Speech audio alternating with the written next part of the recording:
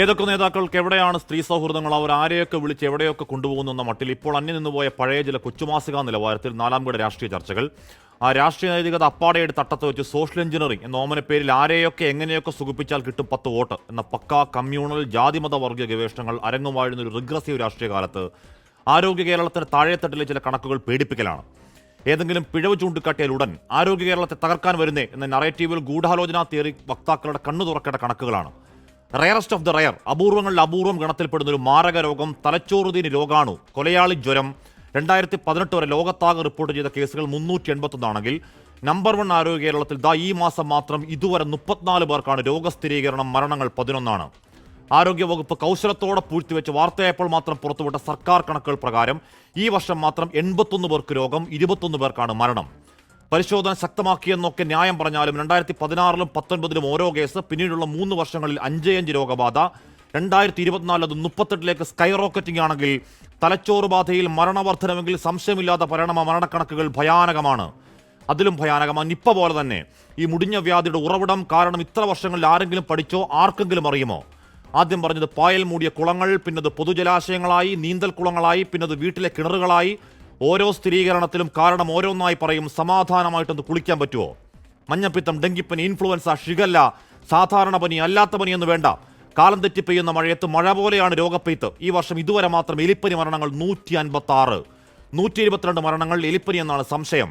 രോഗത്തിന്റെ ഉറവിടം അറിയാം, രോഗം വരാതിരിക്കാൻ വഴികളറിയാം, മരുന്നുകളറിയാം. അങ്ങനെ എലിപ്പനിയിൽ ഇത്രയധികം മരണമെങ്കിൽ ഓരോ മരണവും സംവിധാനത്തിന്റെ പിഴവാണ്, ഭരണകൂടത്തിന്റെ പരാജയമാണ്, പ്രതിപക്ഷമല്ല. അതേ വകുപ്പിൽ ആരോഗ്യ സെക്രട്ടറി ആയിരുന്ന മുഖ്യമന്ത്രിക്കും പ്രിയങ്കരൻ സാക്ഷാൽ രാജീവ് സദാനന്ദൻ പറഞ്ഞതാണ്, ആ തള്ളു വെറും തള്ള്, ഡേഞ്ചറസ് പ്രൊപ്പഗണ്ട. അറിയുന്നതും അറിയാത്തതുമായ രോഗബാധകൾ, ആവർത്തിക്കുന്ന പനികൾ, മാറാതെ ചുമച്ചും കുരച്ചും കുഞ്ഞുങ്ങളടക്കം പനിച്ചു കിടക്കുന്ന ഒരു വല്ലാത്ത കാലത്ത്, എലിപ്പനി അടിച്ചും അല്ലാതെയും അടിത്തട്ടിൽ സാധാരണ മനുഷ്യൻ മരിച്ചു കുടുംബങ്ങൾ അനാഥമാകുന്ന ഒരു കെട്ടകാലത്ത് 50 വർഷത്തെ കണക്കെടുത്ത് കുഴച്ചുരുട്ടി ആരോഗ്യ കേരളം മാനപ്പുറത്ത് കയറി തഴമ്പു സ്ഥാപിക്കൽ മരുന്നല്ല, മര്യാദയല്ല, മറുപടിയല്ല സാർ. പ്രിയ പ്രേക്ഷകർക്ക് എൻകൗണ്ടറിലേക്ക് സ്വാഗതം.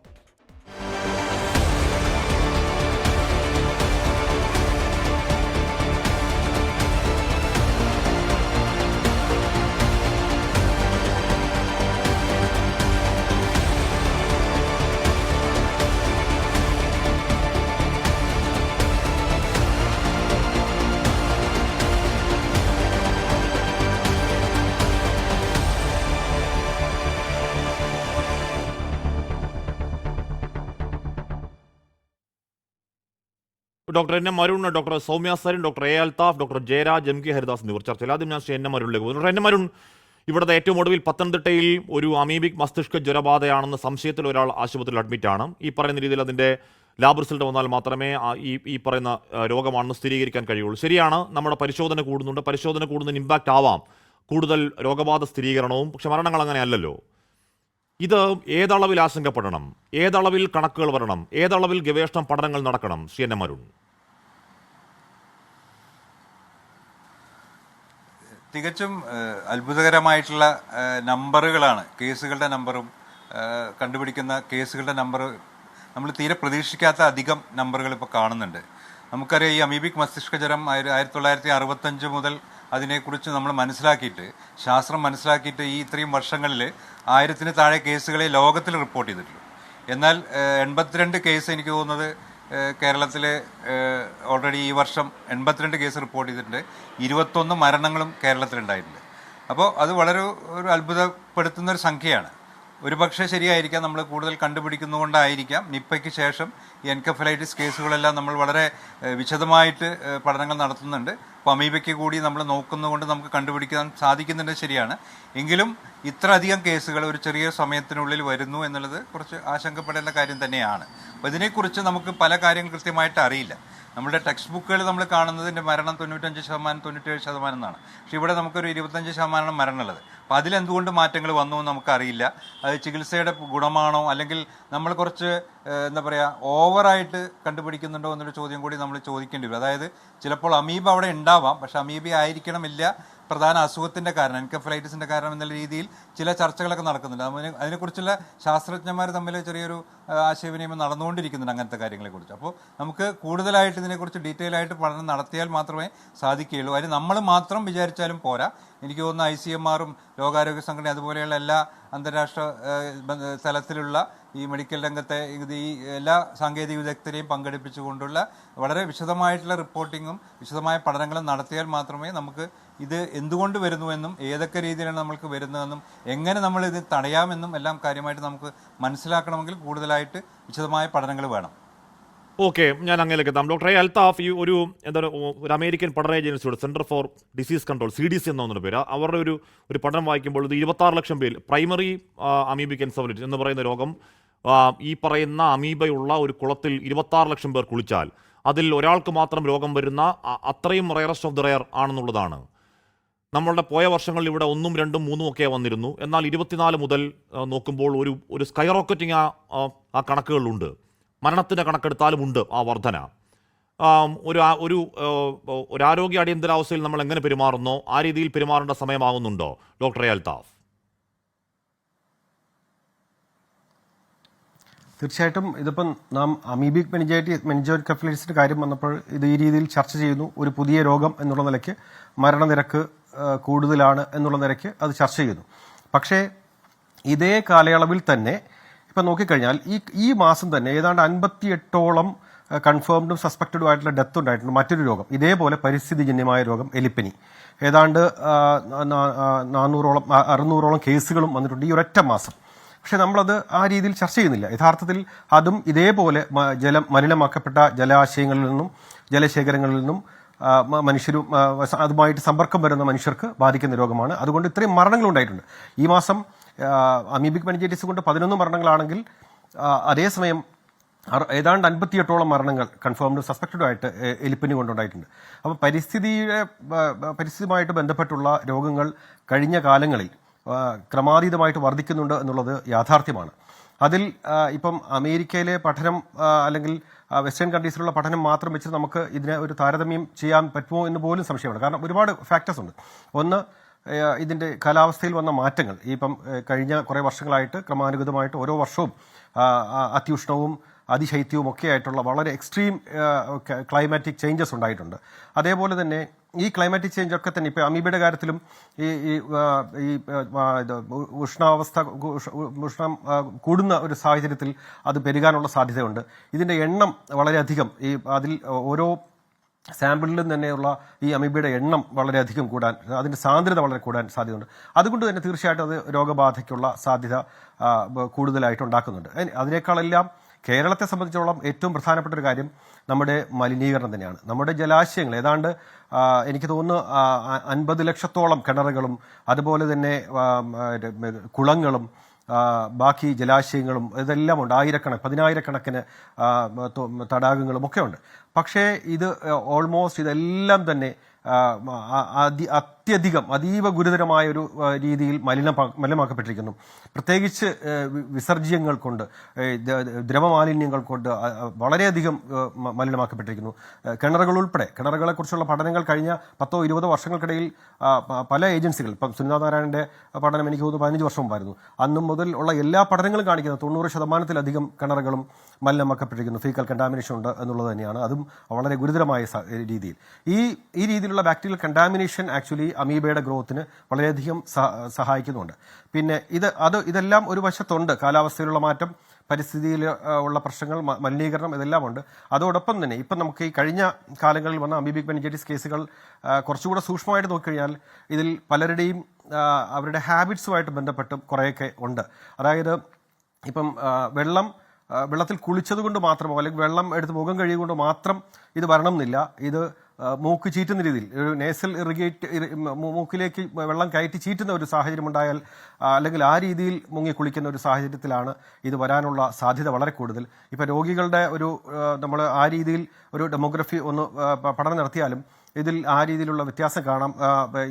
പ്രാഥമികമായിട്ടുള്ള വിവരങ്ങൾ വെച്ചിട്ട് ഞാനിപ്പം കേരളം മുഴുവൻ ഡാറ്റ നമുക്ക് അത് മുഴുവൻ ഡീറ്റെയിൽസും എടുക്കാൻ പറ്റില്ല. പക്ഷേ എന്നാൽ പോലും അവൈലബിൾ ആയിട്ടുള്ള ഡീറ്റെയിൽസ് വെച്ച് നോക്കുമ്പോൾ ആ രീതിയിലുള്ള ഹാബിറ്റ്സിന് ഇതിനകത്തൊരു ഡോക്ടർ അൽത്താഫ്, ഇവിടെ ഞാൻ പറയുന്നത് മറച്ചു വെക്കാതെ സർക്കാർ ഇപ്പൊ നമ്മൾ കോവിഡ് കാലത്ത് നമ്മൾ പറഞ്ഞു പ്രാർത്ഥനാലയങ്ങളിൽ അത്രയും കൂടി നിസ്കരിക്കുക, അല്ല അത്രയും കൂടി ഇപ്പോൾ പ്രാർത്ഥിക്കരുത് എന്ന് പറഞ്ഞു. അത് കൃത്യമായി ജനം കേട്ടു.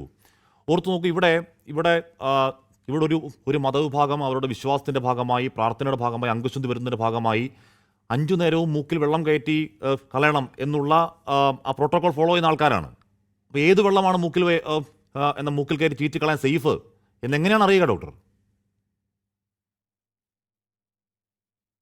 അല്ല, അതാണ് ഞാൻ ആദ്യം സൂചിപ്പിച്ചത്. നമ്മുടെ ജലാശയങ്ങൾ ഏതാണ്ട് സമ്പൂർണ്ണമായിട്ടും തന്നെ മലിനമാക്കപ്പെട്ടിരിക്കുന്നു. അത് സഫീഷ്യൻ്റ് ആയിട്ട് ക്ലോറിനേറ്റ് ചെയ്തുകൊണ്ട് മാത്രമേ നമുക്ക് അതിൽ തന്നെ റെസിഡ്യൂൽ ക്ലോറിൻ ഇപ്പം അടുത്ത കാലത്തുള്ള പഠനങ്ങൾ കാണിക്കുന്നത് അതിൻ്റെ ഏതാണ്ട് 2 മില്ലിഗ്രാം പെർ ലിറ്റർ രീതിയിലേക്കുള്ള റെസിഡ്യൂൽ ക്ലോറിൻ്റെ ലെവൽ ആ രീതിയിലേക്ക് 2 ppm എങ്കിലും ഉണ്ടെങ്കിൽ മാത്രമേ ഈ അമീബയെ നമുക്കതിൽ നശിപ്പിക്കാൻ സാധിക്കുകയുള്ളൂ എന്നുള്ളതാണ്. അതുകൊണ്ടാണ് ഇപ്പോൾ കഴിഞ്ഞ ദിവസങ്ങളിൽ അതിനെക്കുറിച്ചുള്ള ഗൈഡ് ലൈൻ വീണ്ടും പരിഷ്കരിച്ച് ആരോഗ്യ ഡയറക്ടർ പുറത്തിറക്കിയിരിക്കുന്നത് മിനിമം 1 മുതൽ 3 വരെയെങ്കിലും ക്ലോറിൻ്റെ ലെവൽ അതിനകത്ത് ഉണ്ടാകണം എന്നുള്ളതിലേക്ക്.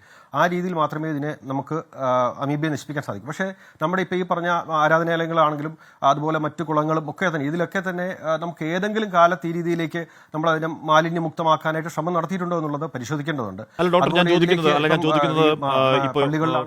സർക്കാരിന്റെ ഭാഗത്തുനിന്ന് അങ്ങനെ ഒരു കർശനമായ നിർദ്ദേശം വരേണ്ട സമയമായിട്ടുണ്ടോ എന്ന് പറഞ്ഞാൽ, ഞാൻ പള്ളികളിലെ ഈ അംഗശുദ്ധി വരുത്തുന്ന ഹൗലുകൾ എന്ന് വിളിക്കപ്പെടുന്ന ആ ജലാശയങ്ങൾ മാത്രമല്ല, ക്ഷേത്രകുളങ്ങളിൽ കുളിക്കുന്ന എത്ര പേരുണ്ട്? ഇപ്പൊ കുളങ്ങളിൽ സ്ഥിരമായി കുളിക്കുന്ന ഗ്രാമത്തിലടക്കം എത്ര മനുഷ്യന്മാരുണ്ടെന്നേ. ഞാൻ പറഞ്ഞ സർക്കാർ ആ ഒരു ഗൗരവത്തിൽ പറയണ്ട. ഇപ്പൊ കോവിഡ് കാലത്ത് ആ ഗൗരവ നിർദ്ദേശം നമ്മൾ കേട്ടു, നമ്മൾ അനുസരിച്ചു. ആ പറയേണ്ട ഗൗരവത്തിൽ ഒരു നിർദ്ദേശം പറയേണ്ട സമയമായിട്ടില്ല എന്നാണോ? അത്രയും ഭയക്കേണ്ടതില്ല എന്നതിനർത്ഥമുണ്ടോ ഡോക്ടർ അൽത്താഫ്? അല്ല, തീർച്ചയായിട്ടും ഇപ്പം കഴിഞ്ഞ ദിവസങ്ങളിലുള്ള നടന്ന എല്ലാ ചർച്ചകളിലും എല്ലാ ആശയവിനിമയങ്ങളിലും ഇത്തരം കാര്യങ്ങൾ ഓരോ വിദഗ്ധരും ഇത് സംബന്ധിച്ച് സംസാരിച്ചിട്ടുണ്ട് എന്ന് തന്നെയാണ് ഞാൻ മനസ്സിലാക്കുന്നത്. ഇതിൽ ഈ പറയുന്ന രീതിയിൽ ആരാധനയ്ക്ക് മുമ്പ്, നമസ്കാരത്തിന് മുമ്പ് അംഗശുദ്ധി വരുത്തുമ്പോൾ മൂക്കിൽ വെള്ളം കയറ്റുന്ന ഒരു രീതി അത് കഴിയുന്നതും ഒഴിവാക്കുക തന്നെ വേണം എന്നുള്ളതാണ് ഇക്കാര്യത്തിൽ ഒരു ആരോഗ്യ പ്രവർത്തകൻ എന്നുള്ള നിലയ്ക്ക് എനിക്ക് പറയാനുള്ളത്. അത് ഇപ്പം രോഗബാധിതരുടെ എണ്ണം നോക്കുമ്പോഴും ആ രീതിയിലുള്ള ഒരു കണക്ക് നമുക്ക് കാണാൻ സാധിക്കും. തീർച്ചയായിട്ടും അക്കാര്യത്തിൽ ശ്രദ്ധിക്കുക. സർക്കാർ പുറപ്പെടുവിച്ച എല്ലാ സർക്കുലറിലും അതിൽ കൃത്യമായിട്ട് ഈ മൂക്കിൽ വെള്ളം കയറ്റുന്നതിനെ നിരുത്സാഹപ്പെടുത്തുന്ന രീതിയിൽ തന്നെയാണ് അത് പറഞ്ഞിട്ടുള്ളത്. അതുപോലെ തന്നെ ഈ കുളത്തിലൊക്കെ മുങ്ങി കുളിക്കുന്നവരും അഥവാ നിർബന്ധിത സാഹചര്യത്തിൽ കുളിക്കേണ്ടി വന്നാൽ പോലും നോസ് ക്ലിപ്പുകൾ യൂസ് ചെയ്യുന്ന കാര്യം പറഞ്ഞിട്ടുണ്ട്. അല്ലെങ്കിൽ തല പൊക്കി വെച്ചിട്ട് വേണം കുളിക്കാൻ എന്നുള്ള കൃത്യമായിട്ടുള്ള മെസ്സേജസ് കൊടുത്തിട്ടുണ്ട്. അത് തീർച്ചയായിട്ടും ആ രീതിയിൽ സമൂഹം ഉൾക്കൊള്ളുക എന്നുള്ളതാണ് ഏറ്റവും പ്രധാനം. ഓക്കെ, ഞാൻ കേൾക്കുന്നത് സൗമ്യ ചെയ്ത ഒരു വീഡിയോ ഞാൻ കണ്ടിരുന്നു. അതിലൊരു വാക്ക് ജലജാഗ്രത എന്ന വാക്കാണ്. കേൾക്കാൻ രസമുള്ള വാക്കുമാണ്, വലിയ ആഴത്തിൽ അർത്ഥങ്ങളുള്ള വാക്കുമാണ്. പക്ഷേ അത് ഏത് അളവിൽ, ഏത് എക്സ്റ്റെൻറ്റിൽ വേണമെന്ന് വരെ നമുക്കറിയില്ലോ. ഇപ്പോൾ ഏത് വെള്ളമാണ് സേഫ് എന്ന് എങ്ങനെ അറിയുക? ഇപ്പോൾ ആക്കുളത്തെ സ്വിമ്മിംഗ് പൂളിൽ 2 പേർക്കാണ് ഈ പറയുന്ന അമീബിക് മസ്തിഷ്ക ജ്വരം ഉണ്ടാവുന്നത്. എനിക്കറിയാവുന്ന പൂളാണ്. ആ പൂൾ കണ്ണീര് പോലത്തെ വെള്ളമുള്ള പൂളാണ്. കൃത്യമായ ക്ലീനിങ്ങും ക്ലോറിനേഷൻ ഒക്കെ നടക്കുന്ന സ്വിമ്മിംഗ് പൂളാണ്. അവിടുന്ന് 2 പേർക്ക് രോഗം കിട്ടിയെങ്കിൽ ക്ലോറിനേഷൻ എങ്ങനെ എഫക്റ്റീവ് ആവുമെന്നാണ് പറയുക? ഏത് വെള്ളമാണ് വിശ്വസിക്കാൻ പറ്റുക? ഹാഷ്മി പറഞ്ഞ പോലെ ജലജാഗ്രത എന്ന് പറയുന്ന ഒരു വാക്കിന് വലിയ വ്യാപ്തിയുള്ള ഒരു വാക്ക് തന്നെയാണ്. അത് അത്ര എളുപ്പത്തിൽ ചെയ്യാൻ പറ്റുന്ന ഒരു കാര്യവുമല്ല. ഞാൻ പറയുന്നത് കേൾക്കുന്നുണ്ടല്ലോ? കേൾക്കാം ഡോക്ടർ. ജലജാഗ്രത എന്ന് പറഞ്ഞു കഴിഞ്ഞാൽ ഇപ്പൊ കുറച്ചു മുമ്പ് അരുൺ സാർ പറഞ്ഞ പോലെ അല്ലെങ്കിൽ അൽത്താഫ് സാർ പറഞ്ഞ പോലെ തന്നെ ഈ അമീബിക് മസ്തിഷ്ക ജ്വരം മാത്രമല്ല, നമ്മൾ കാണേണ്ട ചില വേറെ കണക്കുകളും കൂടിയുണ്ട്. കഴിഞ്ഞ 1-2 വർഷങ്ങളായിട്ട് ഹെപ്പറ്റൈറ്റിസ് എ, അതായത് വെള്ളത്തിലൂടെ അല്ലെങ്കിൽ വൃത്തിഹീനമായ ഭക്ഷണത്തിലൂടെയും വെള്ളത്തിലൂടെയും പകരുന്ന മഞ്ഞപ്പിത്തം നമ്മുടെ അവിടെ വളരെയധികം കൂടുതൽ കേസുകളും മരണങ്ങളും നടക്കുന്നുണ്ട്. ടൈഫോയിഡ്, ലെപ്റ്റോസ്പൈറോസിസ് അങ്ങനെയുള്ള പല ഇൻഫെക്ഷ്യസ് ഡിസീസസും വലിയ രീതിയിൽ വലിയ തോതിൽ മരണങ്ങളും കൂടിയിട്ടുണ്ട്. കേസുകളുടെ എണ്ണത്തിലും വലിയ ഇൻക്രീസ് വന്നിട്ടുണ്ട്. സോ ജലജാഗ്രത എന്ന് പറയുന്നത് അമീബിക് മസ്തിഷ്ക ജ്വരത്തിനെ പ്രതിരോധിക്കാൻ വേണ്ടി മാത്രം നമ്മൾ ഉപയോഗിക്കേണ്ട ഒരു ടേം അല്ല. അത് ജനറലി ഈ ജലത്തിലൂടെ പകരുന്ന എല്ലാ രോഗങ്ങളും, റീസെന്റ് ഇൻക്രീസ് ചെയ്തിരിക്കുന്ന ഇൻസിഡൻസ് വളരെയധികം കൂടിയിരിക്കുന്ന, മരണസംഖ്യ കൂടിയിരിക്കുന്ന എല്ലാ ഇൻഫെക്ഷ്യസ് ഡിസീസസിനെയും പ്രതിരോധിക്കാനുള്ള ഒരു പദമായിട്ടാണ് നമ്മൾ ഉപയോഗിക്കേണ്ടത്. പിന്നെ എനിക്കിപ്പോ തോന്നുന്നത്, ഇപ്പൊ ഈ ഒരു കേസുകളുടെ തോത് പോകുന്നത് അനുസരിച്ചിട്ട് കുറച്ചുകൂടി പൊതുജന പങ്കാളിത്തം ഗവൺമെന്റ് ഇതിൽ ഉറപ്പുവരുത്തേണ്ടതുണ്ട് എന്ന് എനിക്ക് തോന്നുന്നു. കാരണം ഇപ്പൊ മുന്നേ പറഞ്ഞല്ലോ 50 ലക്ഷത്തോളം കിണറുകൾ അല്ലെങ്കിൽ ജലസ്രോതസ്സുകൾ നമുക്കുണ്ട്. ഒരിക്കലും പ്രാക്ടിക്കൽ ആയിട്ടുള്ള ഒരു കാര്യമല്ല ഈ ആരോഗ്യ പ്രവർത്തകർ തന്നെ വന്ന് നമ്മൾ ഉപയോഗിക്കുന്ന കുടിക്കാനും കുളിക്കാനും ഉപയോഗിക്കുന്ന വെള്ളം ക്ലോറിനേറ്റ് ചെയ്ത് അതിനെ ശുദ്ധീകരിക്കണം എന്ന് പറഞ്ഞു കഴിഞ്ഞാൽ പ്രാക്ടിക്കലി അത് എത്രത്തോളം പ്രാവർത്തികമാവുന്നത് എനിക്കറിയില്ല. അപ്പോൾ അതുകൊണ്ട് കുറച്ചൊക്കെ പൊതുജനത്തിന്, ഇപ്പൊ നമ്മൾ കോവിഡിലൊക്കെ അങ്ങനെയാണല്ലോ ചെയ്തത്, ഒരു കൂട്ടുത്തരവാദിത്തമാണ് ഇവിടെ വേണ്ടത്.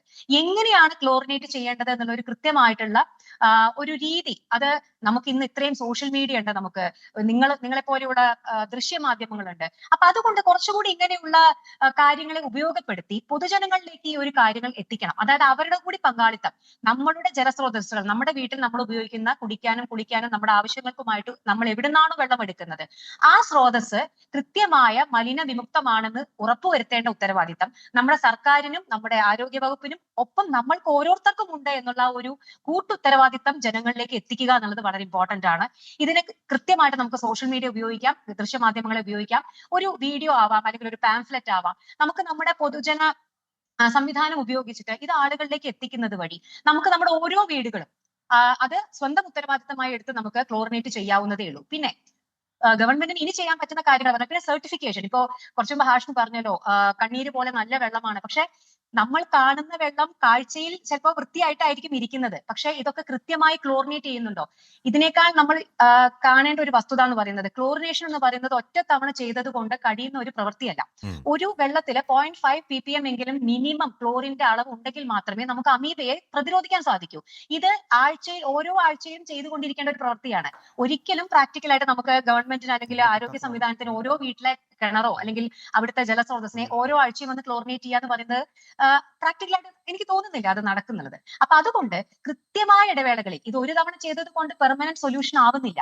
കൃത്യമായ ഇടവേളകളിൽ നമ്മൾ വെള്ളം എടുക്കുന്ന സോഴ്സുകളും ഇതേ പറഞ്ഞ പോലെ നമുക്കിപ്പോ എനിക്ക് തോന്നുന്നു ഇപ്പോ ഈ സ്വിമ്മിംഗ് പൂളുകളുടെ എണ്ണം വളരെയധികം കൂടിയിട്ടുണ്ട്. കാരണം കുട്ടികളെ സ്വിമ്മിംഗ് പഠിപ്പിക്കാൻ വളരെ നല്ലൊരു കാര്യമാണ്, നല്ല സ്പോർട്സ് ആണ്, നമ്മൾ പഠിച്ചിരിക്കേണ്ട ഒരു കാര്യം തന്നെയാണ്. പക്ഷേ എത്രത്തോളം അവരൊക്കെ കൃത്യമായിട്ട് നമുക്കറിയാലോ. ഇവിടെ ഞാനൊരു കുട്ടികളുടെ ഡോക്ടർ ആയതുകൊണ്ടുകൂടി പറയാണ്, കുട്ടികളെ പഠിപ്പിക്കുന്ന കുളങ്ങൾ അല്ലെങ്കിൽ സ്വിമ്മിംഗ് പൂളുകൾ വലിയ ആളുകളുടെ അത്ര ആഴമില്ലാത്തതായിരിക്കും, അത് സെപ്പറേറ്റ് ആയിരിക്കും അധിക സ്ഥലങ്ങളിലും. പലപ്പോഴും ഉണ്ടല്ലോ അവിടെ ക്ലോറിനേറ്റ് ചെയ്യാൻ അച്ഛനമ്മമാർ സമ്മതിക്കാറില്ല. അത് എന്തുകൊണ്ടാന്ന് വെച്ച് കഴിഞ്ഞാൽ ഈ ക്ലോറിൻ ചില സ്കിൻ ഇറിറ്റേഷൻ ഒക്കെ ഉണ്ടാക്കും. അപ്പൊ പലപ്പോഴും അച്ഛനമ്മമാർ അതൊരു കംപ്ലൈന്റ് ആയിട്ട് വന്ന് പറയും. അതായത് കുട്ടികൾക്ക് സ്കിന്നിൽ ഇറിറ്റേഷൻ ഉണ്ടാവുന്നു, സ്കിന്ന് ചുവന്ന് തടിച്ചു വരുന്നു എന്നൊക്കെ പറഞ്ഞ് പലപ്പോഴും നമ്മൾ ക്ലോറിനെ അകറ്റി നിർത്തുന്ന ഒരു അവസ്ഥ കൂടി പലപ്പോഴും ഞങ്ങൾ കാണാറുണ്ട്. അപ്പോ അതാണ് പറഞ്ഞത്, കുട്ടികളെ ട്രെയിനിങ് കൊടുക്കുന്ന ആ ചെറിയ കുളങ്ങൾ കൃത്യമായ ഇടവേളകളിൽ ആഴ്ചയിൽ ഒരു തവണയെങ്കിലും കൃത്യമായി ശരിയായ രീതിയിൽ ക്ലോറിനേറ്റ് ചെയ്യുന്നുണ്ടോ എന്നുള്ളത് കൃത്യമായി ഗവൺമെന്റ് നോക്കേണ്ടതാണ്.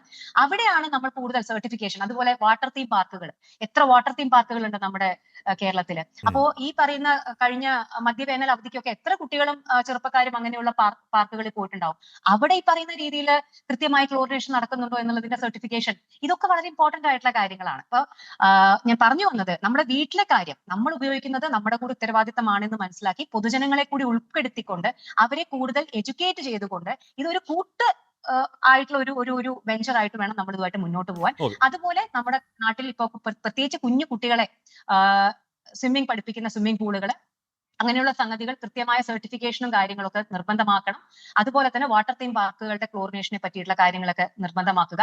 പിന്നെ ഈ ഒരു രോഗത്തെ പറ്റി ഡെഫിനറ്റ്ലി ഇത് ഒരിക്കലും ഇനി അങ്ങനെ ഒന്ന് ലൂസായി അല്ലെങ്കിൽ നമ്മൾ ഇതിനെ വേണ്ടത്ര ഒരു ജാഗ്രതയോടുകൂടി കണ്ടിട്ടില്ല എന്നുണ്ടെങ്കിൽ കേസുകളുടെ എണ്ണം നമ്മൾ വിചാരിക്കുന്നതിനേക്കാൾ വളരെയധികം കൂടുന്നുണ്ട്. ലോകത്ത് തന്നെ ഇപ്പോ ഇത്രയും കേസുകൾ 1965 വെച്ച് നോക്കുകയാണെങ്കിൽ ഏറ്റവും കൂടുതൽ കേസുകൾ കൂടുന്ന ഒരു സമയത്തിലാണ് നമ്മൾ നിൽക്കുന്നത്. അപ്പൊ കുറച്ചുകൂടി ജാഗ്രത നമുക്ക് ഈ ഒരു കാര്യങ്ങളിൽ വേണം എന്നുള്ളത് തന്നെയാണ് എന്റെ അഭിപ്രായം. ഷംകി ഹരിദാസ്, നമ്മൾ നിയമസഭയിൽ അടിയന്തര പ്രമേയം ചർച്ച ചെയ്തു. അടിയന്തര പ്രമേയ ചർച്ചയിൽ അങ്ങോട്ടും ഇങ്ങോട്ടുള്ള വാക്പോരും നമ്മൾ കണ്ടു. ഈ പറഞ്ഞ ഏതോ ഡേറ്റ വേണ്ട എന്നുള്ള ഡേറ്റ വെച്ചുള്ള അങ്ങോട്ടും ഇങ്ങോട്ടുള്ള രാഷ്ട്രീയ വാക്പോരാണ് നമ്മൾ അവിടെ കണ്ടത്. നോക്കൂ, ഷംകി ഹരിദാസ് ആദ്യം പറഞ്ഞു, ആദ്യം ഒരാൾക്ക് ഏതോ കുളത്തിൽ കുളിച്ചു, അയാൾക്ക് അമീബിക് മസ്തിഷ്കജ്വരം വന്നു. അപ്പോഴത്തേക്ക് പറഞ്ഞു ഈ പറയുന്ന അഴുക്ക് മൂടിയ പായൽ മൂടിയ കുളങ്ങൾ. അത് കഴിഞ്ഞ് അല്ലാത്ത ജലാശയത്തിൽ നിന്ന് ഒരാൾക്ക് വന്നു, അപ്പോൾ പറഞ്ഞു ഈ പറഞ്ഞ പൊതുജലാശയങ്ങൾ. വീട്ടിലുള്ള കുഞ്ഞിന് വന്നു, അപ്പോൾ പറഞ്ഞു വീട്ടിലെ കിണറുകൾ. ആ കുളത്തെ സ്വിമ്മിംഗ് പൂളിൽ നിന്നു, അപ്പോൾ നമ്മൾ പറയുന്നു സ്വിമ്മിംഗ് പൂളുകൾ. അപ്പോൾ ഓരോ രോഗസ്ഥിരീകരണം വരുമ്പോൾ നമ്മൾ ഓരോന്നോരോന്നായി കാക്കുകയാണ്. ഇതിന് വേണ്ടത് സമഗ്രമായ പഠനമല്ലേ? ഏതെങ്കിലും സമഗ്രമായ പഠനം ഇതിൽ നടക്കുന്നുണ്ടെന്ന് ചോദിച്ചാൽ നമ്മുടെ അറിവിലില്ല. യഥാർത്ഥത്തിൽ നമ്മുടെ അറിവിലില്ല. ഷംകി ഹരിദാസ്, ഈ കാലത്തെ ഇങ്ങനെയാണോ നേരിടേണ്ടത്? ഈ സിസ്റ്റം പരാജയമാണെന്ന് പറഞ്ഞൊരു ആരോഗ്യവകുപ്പ് മന്ത്രിയുടെ കീഴിലാണ് കേരളം ഇന്ന് മുൻപോട്ട് പോയിക്കൊണ്ടിരിക്കുന്നത് എന്നുള്ള വസ്തുത നമ്മൾ ഈ ചർച്ചയുടെ മുൻപിൽ വലിയൊരു പ്രശ്നമായിട്ട് നിൽക്കുകയാണ്. അതായത് മന്ത്രി തന്നെ പറയുകയാണ് നമ്മുടെ ഈ സിസ്റ്റത്തിൻ്റെ പരാജയങ്ങളെ കുറിച്ചിട്ട് ജനങ്ങളോട് നിസ്സഹായാവസ്ഥയോടുകൂടി പറയുമ്പോൾ നമുക്ക് മന്ത്രിയോട് അങ്ങോട്ട് പറയാനുള്ളത് ഇത്തരത്തിലുള്ളൊരു അവസ്ഥയിലേക്ക് കേരളം കൊണ്ടുചെന്ന് എത്തിച്ചത് എങ്ങനെ? ഇപ്പോൾ നിങ്ങൾ തന്നെ എലിപ്പനിയുടെ കണക്ക് പറഞ്ഞു. അത് പറഞ്ഞിട്ട് നിപ്പ എവിടുന്നാണ് നിപ്പയുടെ ഉറവിടം എവിടെ നിന്നാണ് ഇതുവരെ കണ്ടെത്താനായിട്ടില്ല.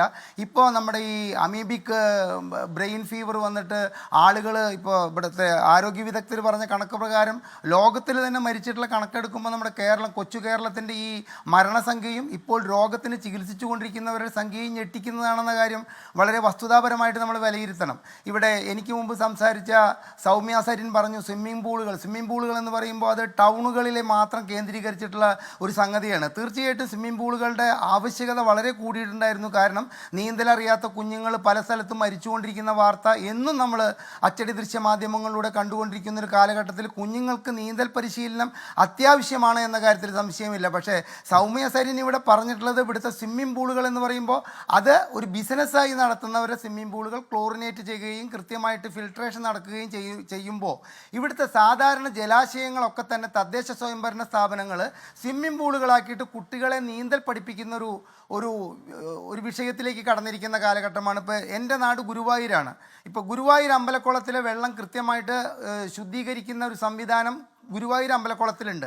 പക്ഷേ ഇവിടുത്തെ എത്ര അമ്പലക്കുളങ്ങൾ കൃത്യമായിട്ട് ജലം ശുദ്ധീകരിച്ചിട്ടാണ് അവിടുത്തെ ഭക്തരായിട്ടുള്ള ജനങ്ങൾ അമ്പലക്കുളത്തിൽ കുളിച്ചുകൊണ്ട് ഭഗവാനെ ദർശിച്ചു കഴിഞ്ഞാൽ കൂടുതൽ പുണ്യം കിട്ടുമെന്നുള്ളൊരു ധാരണയുള്ള ജനങ്ങൾ എത്രത്തോളം പേര് ഇവിടുത്തെ എത്ര അമ്പലക്കുളങ്ങൾ ശുദ്ധീകരണം നടക്കുന്നുണ്ട്? ശബരിമലയിലെ എന്താ പറയുക ഭസ്മക്കുളവും എനിക്ക് തോന്നുന്നത് അവിടെയും ഈ ശുദ്ധീകരണം നടക്കുന്നുണ്ട്.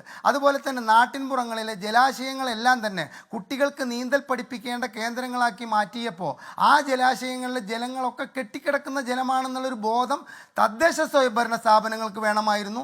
എന്തെങ്കിലും ഒരു സംവിധാനം ഇത്തരം കുളങ്ങളിൽ കുട്ടികൾ കുളിക്കുമ്പോഴും വലിയവർ കുളിക്കുമ്പോഴും ഒക്കെ കൃത്യമായിട്ടൊരു ബോധവൽക്കരണം നൽകാൻ ശ്രമിക്കണമായിരുന്നു. ഇപ്പം ഇന്നലെ ആഷ്മി, ഞാൻ ഇപ്പോൾ സംസാരിക്കുന്ന തൃക്കാക്കര എൻ്റെ വീട്ടിലിരുന്നിട്ടാണ്. എറണാകുളം ജില്ലയിലെ കേരളത്തിലെ ഏറ്റവും വരുമാനമുള്ളൊരു മുനിസിപ്പാലിറ്റിയാണ് തൃക്കാക്കര മുനിസിപ്പാലിറ്റി. അപ്പോൾ എൻ്റെ വീട്ടിലേക്ക് 2 സ്ത്രീകൾ വന്നു.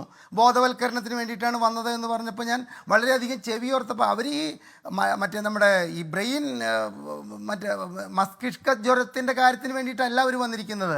ചിരട്ടകളിലും ടയറുകളിലും കിണറിൻ്റെ പക്കത്തും പൈപ്പിൻ്റെ ചോട്ടിലുള്ള വെള്ളം കളഞ്ഞിട്ട് കൊതുക് നശീകരണത്തിന് വേണ്ടിയിട്ടാണ്. അപ്പോൾ ഞാൻ അവരോട് ചോദിച്ചു, ഈ വിഷയത്തെക്കുറിച്ചിട്ടൊന്നും പറഞ്ഞു തരാൻ ഞങ്ങളോട് പറഞ്ഞിട്ടില്ലെന്നാണ് പറയുന്നത്. അപ്പം നമ്മുടെ ആരോഗ്യ വകുപ്പ് ഈ പറയുന്ന ഈ മസ്തിഷ്ക ജ്വരത്തെക്കുറിച്ചിട്ടുള്ള ഒരു ബോധം അത് എത്രത്തോളം ജനങ്ങൾക്ക് അപകടകരമായ വിധത്തിൽ കേരളത്തിൽ മുൻപോട്ട് പോകുന്നു എന്നുള്ളൊരു ബോധം അവർക്കില്ല. ഒരു കാര്യം കൂടി പറയാൻ ആഷ്മീനെ സമ്മതിക്കണം. ഒരു 10-15 കൊല്ലം ഞാൻ ചെന്നൈയിലുണ്ടായിരുന്നു. ചെന്നൈ ടൗണിൽ ഈ നക്ഷതങ്ങൾ എന്ന സിനിമയിൽ MT ഒരു ഡയലോഗിലൂടെ പറയുന്നുണ്ട്, വലിയ കഷ്ടാണ് ചെന്നൈയിൽ ജീവിക്കാൻ, ആളുകൾ വെളിക്കിറങ്ങുന്നതൊക്കെ റോട്ടിലാണ് എന്നുള്ളത്. നക്ഷത്രങ്ങൾ ഇറങ്ങിയിട്ട് ഏകദേശം 35 കൊല്ലമായി. ഇന്നും ഞാൻ ഇപ്പോൾ കഴിഞ്ഞ ആഴ്ച എനിക്ക് ചെന്നൈയിൽ പോകേണ്ടി വന്നു. അവിടെ എത്ര പ്രധാനപ്പെട്ട റോഡായാലും കുട്ടികളെയൊക്കെ നമ്മുടെ റോഡ് സൈഡിൽ ഇരുന്നിട്ടാണ് അവരുടെ മലമൂത്ര വിസർജനങ്ങളൊക്കെ ഇപ്പോഴും രാവിലെ നടത്തിക്കൊണ്ടിരിക്കുന്നത്. അത് കോരിക്കളയാനുള്ള സംവിധാനമുണ്ട്. അപ്പോൾ കേരളവും തമിഴ്നാടും കൂടിയിട്ട് താരതമ്യപ്പെടുത്തി കഴിഞ്ഞാൽ വൃത്തിയുടെ കാര്യത്തിൽ നമുക്ക് കേരളത്തിൽ അത്തരത്തിലൊരു അന്തരീക്ഷം ഇപ്പോൾ കാണാൻ സാധിക്കില്ല. പറമ്പിൽ പോലും ജനങ്ങൾ മലമൂത്ര മലവിസർജനത്തിനായിട്ട് പോകുന്നത് വളരെ അപൂർവമായിട്ടുള്ള സംഗതിയാണ്. പക്ഷേ ചെന്നൈ പോലുള്ള നഗരങ്ങളിലും നമ്മുടെ തൊട്ടടുത്ത കോയമ്പത്തൂരിലൊക്കെ ഈ ദൃശ്യം നിത്യേന കണ്ടുകൊണ്ടിരുന്നിട്ട് പോലും തമിഴ്നാട്ടിൽ നിന്നൊന്നും ഇത്തരത്തിലുള്ള ഒരു കേസ് റിപ്പോർട്ട് ചെയ്യപ്പെടുന്നില്ല എന്നുള്ളത് നമ്മുടെ ഇവിടുത്തെ ആരോഗ്യ വകുപ്പിനോട് ചോദിക്കേണ്ട ഒരു ചോദ്യമാണ്. എന്തുകൊണ്ട് കേരളത്തിൽ ഇത്തരത്തിലുള്ള അസുഖങ്ങൾ, എലിപ്പനിയായാലും ഈ പറഞ്ഞ നമ്മുടെ ബ്രെയിൻ ഫീവർ ആയാലും ഇതൊക്കെ കൃത്യമായിട്ട് കേരളത്തിൽ വന്നുകൊണ്ടിരിക്കുന്നു, അത് തുടർച്ചയായിട്ട് വന്നുകൊണ്ടിരിക്കുന്നു. 2016 റിപ്പോർട്ട് ചെയ്തിട്ടുള്ള ആലപ്പുഴയിലാണ് ആദ്യമായിട്ട് ഇത് റിപ്പോർട്ട് ചെയ്തതാണെന്ന് എൻ്റെ ഓർമ്മ. ഇവിടുത്തെ ആരോഗ്യ വിദഗ്ധർ സംസാരിക്കുന്നത് എനിക്ക് കേൾക്കാൻ കഴിഞ്ഞില്ല, ഞാൻ കുറച്ച് വൈകിട്ടാണ് വന്നത്. പിന്നെ 2022 വരയ്ക്കോ ഈ അസുഖത്തെക്കുറിച്ച് കേട്ടുകേൾവി ഉണ്ടായിരുന്നില്ല. അതുകൊണ്ട് സർക്കാർ എന്ത് ചെയ്തു?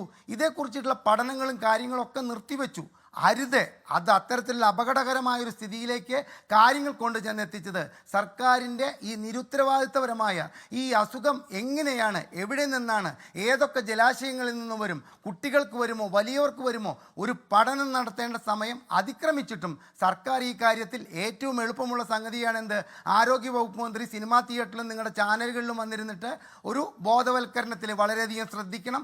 അങ്ങനെ പറഞ്ഞതുകൊണ്ട് തീരുന്നൊരു പ്രശ്നമല്ല ഇത് ആരോഗ്യ പ്രശ്നമല്ല, ജീവനെടുക്കുന്ന പ്രശ്നത്തിലേക്ക് കടന്നിട്ടും നമ്മുടെ കേരളത്തിലെ ആരോഗ്യവകുപ്പ് ഈ കാര്യത്തിൽ അങ്ങേയറ്റം അനാസ്ഥ കാണിക്കുന്നു എന്നാണ് ആഷ്മി എനിക്ക് പറയാനുള്ളത്. ഡോക്ടർ ജയരാജ്, ഇവിടെ നമുക്ക് ഇതുമായി ബന്ധപ്പെട്ട് പ്രോട്ടോകോൾ ഉണ്ട്, ഇതുമായി ബന്ധപ്പെട്ട SOP ഉണ്ട്. പക്ഷേ പ്രാക്ടിക്കൽ സൈഡ് വരുമ്പോഴേക്കും നമുക്ക് ഇപ്പോഴും അറിയില്ല നിപ്പ എങ്ങനെ വരുന്നു, അല്ലെങ്കിൽ ഈ അമീബിക് മസ്തിഷ്കം ഏത് രീതിയിൽ എങ്ങനെ എപ്പോൾ ആർക്കൊക്കെ വരുന്നു എന്ന കാര്യം നമുക്ക് ഇപ്പോഴും അറിയില്ല. പോട്ടെ, ഉറവിടം അറിയാത്ത കാര്യം. ഉറവിടം അറിയാവുന്നൊരു അസുഖമുണ്ട്, എലിപ്പനി എന്നാണ് പേര്. ഡോക്സിസൈക്ലിൻ കഴിച്ചാൽ എലിപ്പനി വരില്ലെന്ന് നമുക്കറിയാം. വന്നാൽ എങ്ങനെ ട്രീറ്റ്മെൻറ്റ് എന്ന് നമുക്കറിയാം. ആ പനിയിൽ ഈ വർഷം ഇതുവരെ 156 പേര് മരിച്ചു. 122 പേർക്ക് എലിപ്പനി മരണമെന്നാണ് സംശയം. രണ്ടോടെ കൂട്ടിൽ എന്തൊരു വലിയ കണക്കാണ്. അപ്പോൾ എന്തോ ഒരു പിഴവ് സംഭവിക്കുന്നില്ല ഡോക്ടർ ജയരാജ്? കൃത്യമായിട്ടുള്ള നിർദ്ദേശങ്ങൾ നൽകിയിട്ടുണ്ട്. ഈ എലിപ്പനി ലെപ്റ്റോസ്പൈറോസിസിൻ്റെ കാര്യത്തിൽ ഡോക്സിസൈക്ലിൻ കഴിച്ചിട്ട് മാത്രമേ ഈ ക്ലീനിങ് തൊഴിലാളികളാണെങ്കിലും അല്ലെങ്കിലുള്ളവരാണെങ്കിലും മഴവെള്ളത്തിലും ചാലുകളിലും ഒക്കെ ഇറങ്ങാമെന്ന് വ്യക്തമായ നിർദ്ദേശങ്ങൾ കൊടുത്തിട്ടുണ്ട്. ഹെൽത്ത് ഡിപ്പാർട്ട്മെൻറ്റ് അതിനെക്കുറിച്ചിട്ടുള്ള നിർദ്ദേശങ്ങളെല്ലാം അത് കൃത്യമായിട്ട് നടപ്പിലാക്കുകയും ചെയ്തിട്ടുണ്ട്. അതിനോടൊപ്പം തന്നെ 2023 പബ്ലിക് ഹെൽത്ത് ആക്ട് ഇൻവോക്ക് ചെയ്തിട്ടുണ്ട് ഈ വിഷയമായിട്ട് ബന്ധപ്പെട്ടിട്ട്. ഇത് വേൾഡ് വൈഡ് സ്റ്റാറ്റിസ്റ്റിക്സ് നമ്മളെടുത്ത് പരിശോധിക്കുകയാണെങ്കിൽ ഇതിൻ്റെ ഫെറ്റാലിറ്റി എന്ന് പറയുന്നത് 94% ആണ് വേൾഡ് വൈഡ് ആണെങ്കിൽ.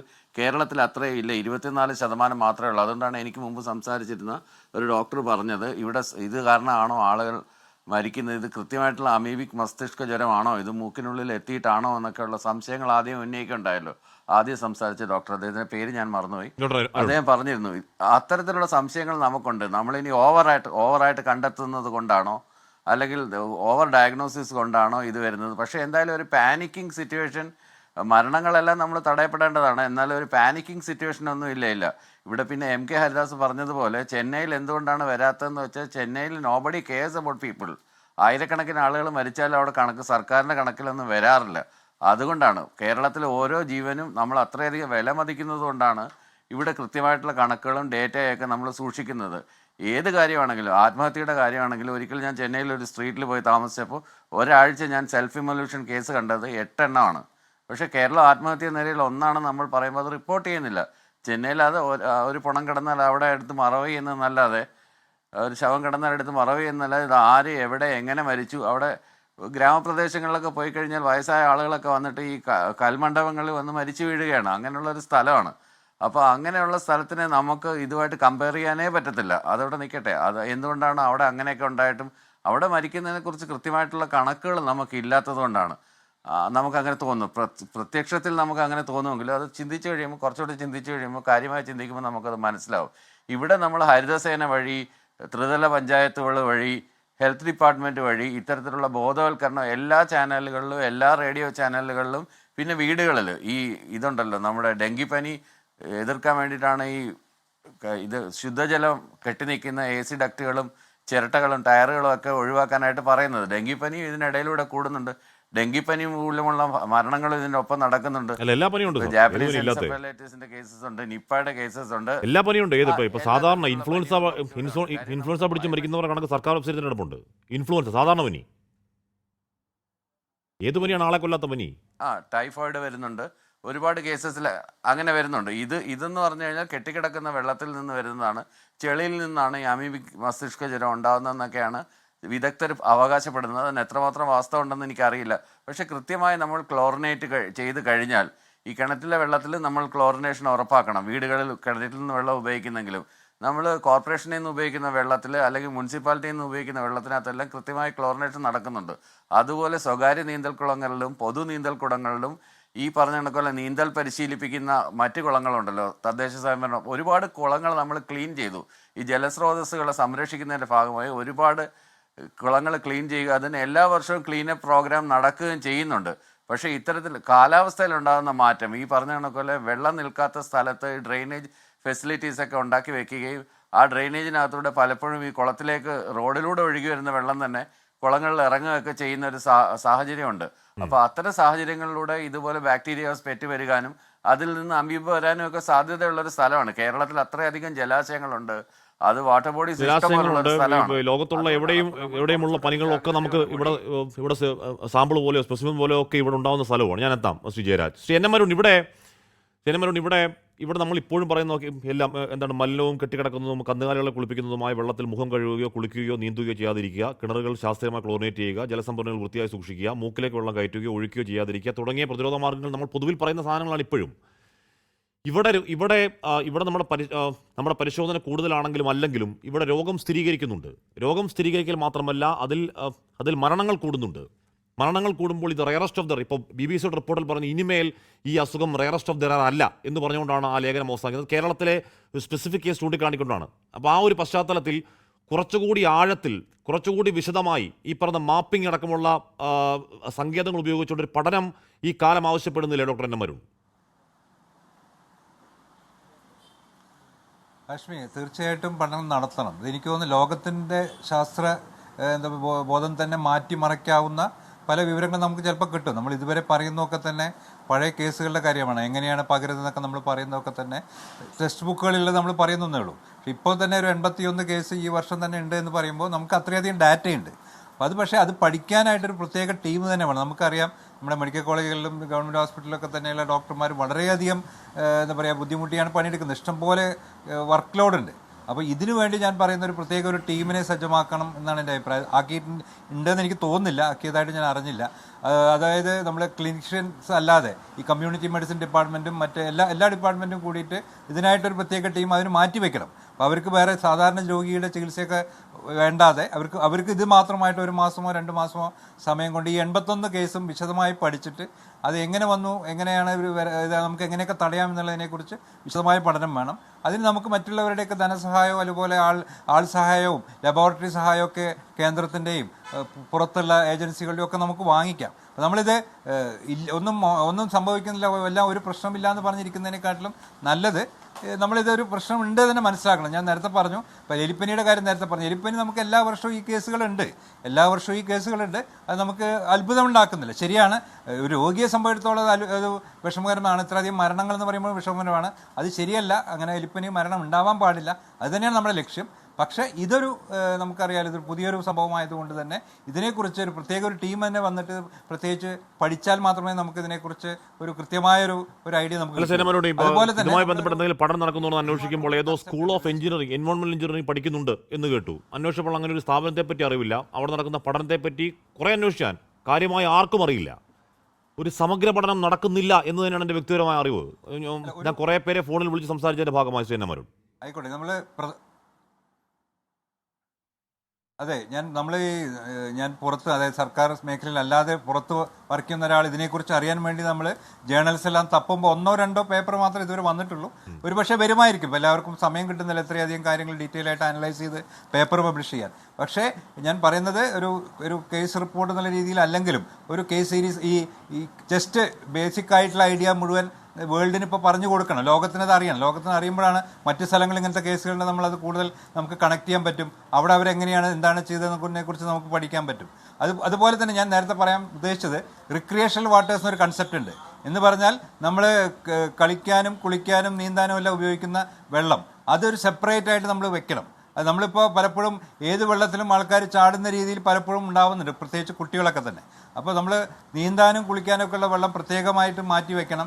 അല്ലാത്ത ചില വെള്ളം, ഇപ്പോൾ നിങ്ങൾ നേരത്തെ പറഞ്ഞു കന്നുകാലിയൊക്കെ എടുക്കുന്നു, അല്ലെങ്കിൽ മറ്റ് വെള്ളങ്ങളൊക്കെ വേറെ, രണ്ടും ഒരിക്കലും ആവരുത്. റിക്രിയേഷണൽ വാട്ടേഴ്സ് പ്രത്യേകമായിട്ട് ക്ലീൻ ചെയ്യണം, അത് ക്ലോറിനേറ്റ് ചെയ്യണം. അത് വളരെ പ്രധാനമാണ്. പിന്നെ നേരത്തെ പറഞ്ഞ പോലെ തന്നെ ഈ മതപരമായ ചടങ്ങുകളിൽ മൂക്കിൽ വെള്ളമൊഴിക്കുന്ന സംഭവങ്ങൾ തീരെ പാടില്ല എന്ന രീതിയിൽ എനിക്ക് തോന്നുന്നു മത അധ്യക്ഷന്മാർ തന്നെ അവർ പുറത്ത് പറയണം. പല കേസുകളും അങ്ങനെയാണ് ഉണ്ടായിട്ടുള്ളത്. വേറൊന്ന്, മൂക്കിൽ ഫ്രാക്ചറുള്ള ഒരുപാട് പേരുണ്ട്. നമ്മുടെ പല റോഡ് ട്രാഫിക് ആക്സിഡൻറ്റ് വഴിയോ വേറെ എന്തെങ്കിലും വീഴ്ച പോലോ മൂക്കിൽ ഫ്രാക്ചർ പണ്ട് വന്ന ആളുകൾക്കൊക്കെ തന്നെ അവിടെ ആ ക്രിബ്രിഫോം പ്ലേറ്റ് കറക്റ്റായിട്ട് ഒരു ബാരിയർ, ബ്രെയിനുമായിട്ടുള്ളൊരു ബാരിയർ ഇല്ലാത്തത് കൊണ്ട് മൂക്കിൽ വരുന്ന വെള്ളം വളരെ പെട്ടെന്ന് തന്നെ ബ്രെയിനിലേക്ക് എത്താനും അങ്ങനെ അമീബ സ്പ്രെഡ് ചെയ്യാനും സാധ്യതയുണ്ട്.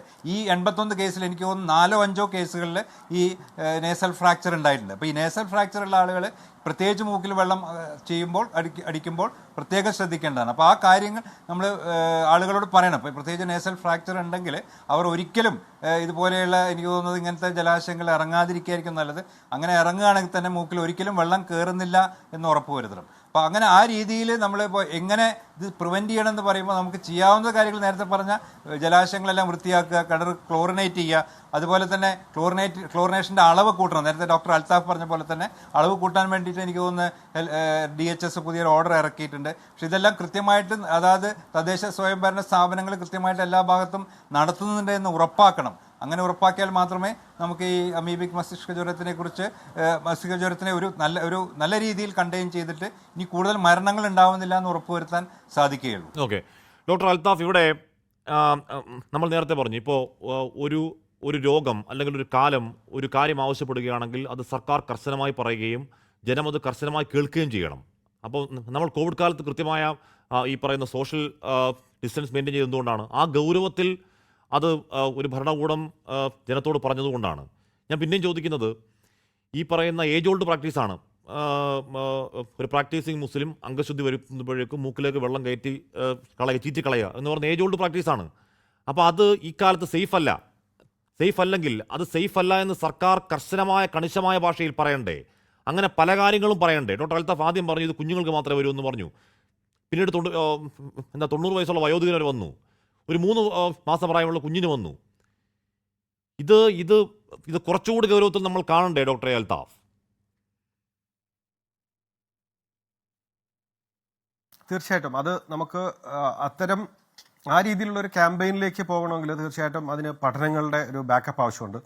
അത് തീർച്ചയായിട്ടും ഞാൻ മനസ്സിലാക്കുന്നത് ICMRന്റെയും ആരോഗ്യവകുപ്പിൻ്റെ ഒക്കെ നേതൃത്വത്തിൽ അതിനുള്ള പ്രാരംഭ ചർച്ചകൾ ഡിസ്കഷൻസ് കഴിഞ്ഞു എന്ന് തന്നെയാണ് ഞാൻ മനസ്സിലാക്കുന്നത്. നാഷണൽ ഇൻസ്റ്റിറ്റ്യൂട്ട് ഓഫ് എപ്പിഡെമിയോളജിയും ഒക്കെ ആയിട്ട് ചേർന്നിട്ട്. പിന്നെ അത് അങ്ങനെ ആ രീതിയിലൊരു പഠനത്തിൻ്റെ അടിസ്ഥാനത്തിൽ മാത്രമേ നമുക്ക് കൃത്യമായിട്ട് അത് പറയാൻ പറ്റത്തുള്ളൂ. പക്ഷേ നിലവിലുള്ള അവൈലബിൾ ഡാറ്റ വെച്ചിട്ടാണ് ഞാൻ നേരത്തെ പറഞ്ഞത് ഇതിനുള്ള സാധ്യത വളരെ തീർച്ചയായിട്ടും അതിനുള്ള ഒരു സാധ്യത നിലനിൽക്കുന്നു. ഇനി മറ്റൊരു കാര്യം മനസ്സിലാക്കേണ്ടത്, നമ്മളിപ്പം ഈ ആചാരങ്ങളുടെയോ അനുഷ്ഠാനങ്ങളുടെയോ ഒക്കെ ഭാഗമായിട്ടിത് ചെയ്യുന്നത് മാത്രമല്ല, നമ്മളിപ്പം സാധാരണ നമ്മുടെ ഒരു ശീലം എന്തായിരുന്നു, നമ്മുടെ മലയാളികളുടെ പൊതുവായിട്ടൊരു ബോധം കുടിക്കാനുള്ള വെള്ളം ശുദ്ധമായിരിക്കണം എന്നുള്ളത് പണ്ട് ഇതേപോലെ നൂറ്റാണ്ടുകളായിട്ടുള്ള നമ്മുടെ ആരോഗ്യ അവബോധത്തിൻ്റെ ഭാഗമായിട്ട്. അതുകൊണ്ടാണ് ഈ കോളറ പോലുള്ള ജലജന്യ പകർച്ചവ്യാധികളൊക്കെ നേരത്തെ തന്നെ മറ്റ് സംസ്ഥാനങ്ങളിലും മറ്റ് രാജ്യങ്ങളിലും ഒക്കെ പടർന്നു പിടിച്ചപ്പോഴും കേരളത്തിൽ അത് കുറഞ്ഞിരിക്കാൻ കാരണം ആ ഒരു ശീലം തന്നെയായിരുന്നു. തിളപ്പിച്ച് ആറ്റി കുടിക്കുക എന്നുള്ളതും ജലം ശുദ്ധമായിട്ട് പാചകം ചെയ്യാൻ ഉപയോഗിക്കുക എന്നുള്ളത്. അതേ ശീലം കുളിക്കുന്ന വെള്ളത്തിനും കൂടെ നമുക്ക് അതേ ശീലം വ്യാപിപ്പിക്കുക എന്നുള്ളതാണ്. ആ രീതിയിലുള്ള ഒരു ഹൈജീനിക് ഒരു ബോധം വ്യാപിപ്പിക്കുക എന്നുള്ളതാണ്. കുടിക്കാനുള്ള വെള്ളം മാത്രമല്ല, കുളിക്കാനുള്ള വെള്ളവും ശുദ്ധമായിരിക്കണം എന്നുള്ള ഒരു കോൺസെപ്റ്റ്, ആ ഒരു സങ്കല്പത്തിലേക്ക് മലയാളി മാറേണ്ട സമയം അതിക്രമിച്ചിരിക്കുന്നത്. അതാണ് ഈ എലിപ്പനി കേസുകളുടെയും എലിപ്പനി മരണങ്ങളുടെയും അതുപോലെ ഏറ്റവും റീസെൻ്റ് ആയിട്ടുള്ള അമീബിക് മെനിഞ്ചൈറ്റിസ് കേസുകളും നമ്മെ ബോധിപ്പിക്കുന്നത്. അപ്പോൾ ആ രീതിയിലേക്ക് നമ്മുടെ ധാരണകൾ മാറേണ്ടതുണ്ട്, അതുപോലെ തന്നെ ശീലങ്ങൾ മാറേണ്ടതുണ്ട്. പിന്നെ മറ്റൊരു കാര്യം, ഇതിലിപ്പോൾ ഈ എല്ലാ കാര്യങ്ങളും ആരോഗ്യവകുപ്പ്, ഒന്നാമത്തെ കാര്യം ഇതിൽ പല സംഗതികളും ഈ ഇത്തരം പരിസ്ഥിതിജന്യ രോഗങ്ങളുടെ ഒക്കെ തന്നെ കാര്യത്തിൽ ആരോഗ്യവകുപ്പിനുള്ള ഒരു റോൾ എന്താണ് കൃത്യമായിട്ട്. ഇപ്പോൾ ഒരു രോഗി വന്നു കഴിഞ്ഞാൽ രോഗം എത്രയും വേഗം ഡയഗ്നോസ് ചെയ്യുക, എത്രയും വേഗം ചികിത്സിച്ച് ഭേദമാക്കുക, മരണനിരക്ക് കുറയ്ക്കുക, ഇതൊക്കെയാണ്.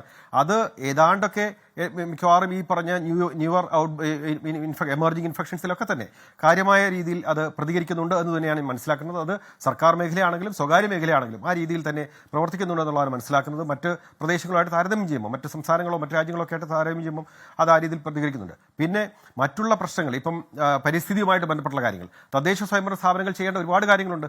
ഈ ജലാശയങ്ങൾ ശുദ്ധമാണെന്ന് ഉറപ്പുവരുത്തേണ്ടത് അത് തദ്ദേശ സ്വയംഭരണ സ്ഥാപനങ്ങൾ ചെയ്യണം. അതുപോലെ ഓരോ വ്യക്തികളും അവരവർ ചെയ്യേണ്ടത്. ഇപ്പോൾ ഈ 50 ലക്ഷമോ 60 ലക്ഷമോ കിണറുകൾ മുഴുവൻ ശുദ്ധീകരിക്കുകയും അത് മുഴുവൻ ക്ലോറിനേറ്റ് ചെയ്യുക എന്നുള്ളത് ഒരു സർക്കാരോ മുഴുവൻ ഏജൻസികളോ ഒക്കെ വിചാരിച്ചാൽ നടക്കുന്ന കാര്യമല്ല. അത് ജനങ്ങൾ വിചാരിക്കണം.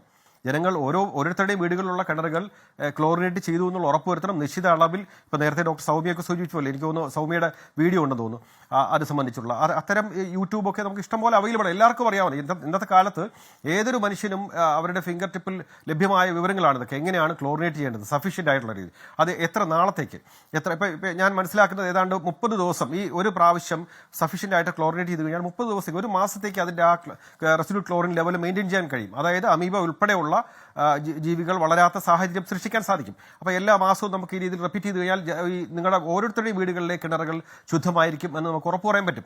അപ്പോൾ ഈ രീതിയിലേക്ക് നമുക്ക് നമ്മുടെ ശീലങ്ങൾ മാറേണ്ടതുണ്ട്, ആരോഗ്യ സാക്ഷരതയും ആരോഗ്യ ബോധവും മാറേണ്ടതുണ്ട് എന്നുള്ളതാണ് എനിക്ക് ഇക്കാര്യത്തിൽ. ഡോക്ടർ സൗമ്യ, ഇപ്പോൾ എറണാകുളം പോലുള്ള സ്ഥലങ്ങളിൽ ഫ്ളാറ്റുകൾ താമസിക്കുന്നവർക്ക് പൊതുജലം അല്ലെങ്കിൽ പൊതുടാപ്പുകൾ കൂടി വരുന്ന വെള്ളം മാത്രമാണ് ആശയം. അത് കുടിക്കാനാണെങ്കിലും കുളിക്കാനാണെങ്കിലും ഒക്കെ എപ്പോഴും തിളപ്പിച്ചാറ്റിയ വെള്ളത്തിൽ കുളിക്കുക എന്ന് പറയുന്നത് പ്രാക്ടിക്കലുമാവില്ല. നേർക്കുനേർ ചോദിച്ചാൽ ഈ ഷവറിന്റെ താഴെ പോയി ഒന്ന് കുളിക്കൽ പോലും സേഫാണ് എന്ന് പറയാൻ പറ്റുമോ ഡോക്ടർ സൗമ്യ? ഒരിക്കലും പറയാൻ പറ്റില്ല. ആക്ച്വലി നമ്മൾ മുന്നേ വിചാരിച്ചിരുന്നത് ഇത്തരത്തില് നീന്തി കുളിക്കുന്ന സമയത്ത് നമ്മുടെ മുഖത്തേക്ക് വെള്ളമൊക്കെ ഇങ്ങനെ അടിച്ചു കയറി പോകുന്ന, അങ്ങനെ കുളങ്ങളിലൊക്കെ നീന്തി തുടിച്ചു കുളിക്കുന്ന ആളുകളിലാണ് അതാണ് ഇതിന്റെ ഒരു റിസ്ക് ഫാക്ടർ ആയിട്ട് പറയപ്പെട്ടിരുന്നത്. പക്ഷെ ഇപ്പോഴത്തെ കേസുകൾ നോക്കുന്ന സമയത്ത് ഈവൻ ഷവറിന്റെ താഴെയുള്ള ഷവറിലൂടെ വരുന്ന വെള്ളം പോലും സേഫ് ആണ് എന്ന് പറയാൻ സാധിക്കുമോ എന്ന് ചോദിച്ചാൽ ഇല്ല. കാരണം ഈവൻ അങ്ങനെ വരുന്ന വെള്ളത്തിൽ പോലും ഇതിന്റെ സാന്നിധ്യം ഉണ്ടാവാം. അതേ വെള്ളം തന്നെ നമ്മൾ ഇത്തരത്തിൽ ഇപ്പൊ മുഖത്തേക്കൊക്കെ ഇങ്ങനെ അടിച്ച് ഇങ്ങനെ കഴുകുന്ന ഒരു അവസ്ഥയൊക്കെ ഉണ്ട് എന്നുണ്ടെങ്കിൽ ഇത് മൂക്കിലൂടെ നമ്മുടെ തലച്ചോറിലെത്താനുള്ള സാധ്യതയുണ്ട്. അപ്പോ ഇപ്പൊ നമുക്ക് കൂടുതൽ പഠനങ്ങളാണ് ആവശ്യം. ഒരു രോഗം, അത് ഏത് രോഗവും ആവട്ടെ, പൊട്ടിപ്പുറപ്പെടുന്ന അല്ലെങ്കിൽ നമ്മൾ വിചാരിക്കാത്തതിനേക്കാൾ കൂടുതൽ കേസുകൾ റിപ്പോർട്ട് ചെയ്യപ്പെടുകയും മരണങ്ങൾ ഉണ്ടാവുകയും ചെയ്യുന്ന സമയത്ത് 2 രീതിയിലാണ് ആ ഒരു രോഗത്തെ നമ്മൾ നേരിടേണ്ടത്. ഒന്ന്, അവിടെ ഉണ്ടാകുന്ന അക്യൂട്ട് മാനേജ്മെന്റ് വേണം. അതായത് അപ്പോൾ ഉള്ള കേസുകൾ കൂടുതൽ പെട്ടെന്ന് പഠിക്കുകയും ആ രോഗത്തെ എത്രയും വേഗം തന്നെ പിടിച്ചു കെട്ടാനുള്ള സ്റ്റെപ്പുകൾ എടുക്കുക എന്നുള്ളതാണ് എത്രയും വേഗം ചെയ്യേണ്ടത്. രണ്ടാമത്തത് എന്ന് പറയുന്നത് ഭാവിയിൽ അങ്ങനെ ഒരു ഔട്ട് ബ്രേക്ക് വരാതിരിക്കാനുള്ള മുൻകരുതലുകൾ, അതിനാണ് പഠനങ്ങൾ വേണമെന്ന് പറയുന്നത്. ഇപ്പോ അരുൺ സാർ പറഞ്ഞ പോലെ തന്നെ വളരെ കുറച്ച് കേസുകളാണ് ലോകത്ത് തന്നെ ഇത്രയും ഈ ഒരു അമീബിക് മസ്തിഷ്ക ജ്വരത്തിനെ പറ്റി റിപ്പോർട്ട് ചെയ്യപ്പെട്ടിട്ടുള്ളൂ. കേസ് സ്റ്റഡികൾ വളരെ കുറവാണ്. നമുക്കിപ്പോൾ അറിയുന്ന വിവരങ്ങൾ തന്നെ എല്ലാം ശരിയാണോ എന്നുള്ളത് നമുക്ക് അറിയില്ല. അപ്പോ ഈ ഒരു കേസ് ഇപ്പൊ നമ്മുടെ നാട്ടിൽ ഇത്രയും കേസുകൾ വന്ന സ്ഥിതിക്ക് കൂടുതൽ പഠനങ്ങൾക്കുള്ള എല്ലാ സാധ്യതകളും നമുക്കുണ്ട്. അപ്പോ ഇതിന്റെ ഇതിപ്പോ ഒരാളിൽ നിന്ന് മറ്റൊരാളിലേക്ക് പകരുന്നത് അല്ലെങ്കിൽ ഒരാളിലേക്ക് പകരുന്നത് മൂക്കിലൂടെ മാത്രമാണെന്നാണ് നമ്മൾ ഇപ്പൊ വിശ്വസിച്ചിരിക്കുന്നത്. ഇത് വേറെ രീതിയിൽ പകരുന്നുണ്ടോ എന്നുള്ളത് പോലും നമുക്കറിയില്ല. അപ്പോ കൂടുതൽ പഠനങ്ങൾ ആവശ്യമാണ്. പക്ഷെ അത് ഇപ്പോഴുള്ള കാര്യത്തിനെ അല്ല, ഇനി ഭാവിയിൽ ഒരു ഔട്ട് ബ്രേക്ക് ഒരിക്കലും ഈ രീതിയിൽ വരാതിരിക്കാൻ നമ്മളെ സഹായിക്കേണ്ട കാര്യങ്ങളാണ്. അപ്പോ അങ്ങനെയാണ്. അപ്പോ പഠനങ്ങൾ നടക്കുന്നില്ല എന്നൊരിക്കലും നമുക്ക് പറയാൻ സാധിക്കില്ല. പഠനങ്ങൾ നടക്കുന്നുണ്ടായിരിക്കാം. പക്ഷെ അത് ഇപ്പോഴത്തെ കാര്യം ഇപ്പോൾ നോക്കണം. പഠനങ്ങൾ നമുക്ക് ഭാവിയിലേക്ക് ഹെൽപ്ഫുൾ ആയിരിക്കും എന്നാണ് എനിക്ക് തോന്നുന്നത്. അല്ല, ഞാൻ പറഞ്ഞ അനിവാര്യമായ പഠനങ്ങൾ നടക്കുന്നുണ്ടോ എന്നത് പ്രധാനപ്പെട്ട സംശയം തന്നെയാണ്. താങ്കൾ പറയുന്നത് നമ്മൾ ഓരോ സമയത്ത് ഓരോ കേസ് വരുമ്പോൾ, ഇപ്പോൾ ആക്കുളത്തെ സ്വിമ്മിംഗ് പൂൾ പ്രശ്നം വരുമ്പോഴാണ് സ്വിമ്മിംഗ് പൂൾ പ്രശ്നമാകുന്നത്. അതുവരെ സ്വിമ്മിംഗ് പൂൾ പ്രശ്നം ഉണ്ടായിരുന്നില്ല. ആദ്യഘട്ടത്തിൽ ഈ പറഞ്ഞ പായൽ മൂടിക്കിടക്കുന്ന അഴുക്ക് പിടിച്ച കുളങ്ങൾ മാത്രമായിരുന്നു. ഒരു 3 മാസം പ്രായമുള്ള കുഞ്ഞിനിടയ്ക്ക് വന്നു. ഇത് നമ്മൾ പൊതുജനത്തോട് ഒരു കാര്യം ആധികാരികമായി പറയണമെങ്കിൽ നമുക്ക് വേണ്ടത് ആധികാരികമായ പഠനമാണ്. മുമ്പ് ഉണ്ടായിട്ടുള്ള സാഹചര്യങ്ങളും രോഗികളെയും പറ്റി പഠനത്തിൽ നിന്നാണ് നമുക്ക് അതിനെ പറ്റിയിട്ട് വിവരങ്ങൾ കിട്ടുന്നത്. പക്ഷെ ആ രോഗം കൂടുതലായിട്ട് കാണുമ്പോഴാണ്, അങ്ങനെയുള്ള രോഗികളിൽ നിന്ന് ഹിസ്റ്ററി നമ്മൾ കൂടുതലായിട്ട് അറിഞ്ഞു വരുമ്പോഴും കൂടുതലായിട്ട് ആ കേസുകളെ പറ്റി പഠിക്കുമ്പോഴുമാണ് ഈ രോഗം വേറെ രീതിയിലും പകരാനുള്ള സാധ്യതയുണ്ടെന്നോ അല്ലെങ്കിൽ ആ രോഗാണു, ഈ പറയുന്ന അമീബയ്ക്ക് വേറെയും ചില സ്വഭാവ സവിശേഷതകൾ ഉണ്ടെന്നൊക്കെ നമുക്ക് മനസ്സിലായി വരാനുള്ള സാധ്യതകൾ മുന്നിൽ ഉരുത്തിരിഞ്ഞു വരുന്നത്. അത് ഏതൊരു രോഗത്തിന്റെ കാര്യത്തിലും അങ്ങനെയാണ്.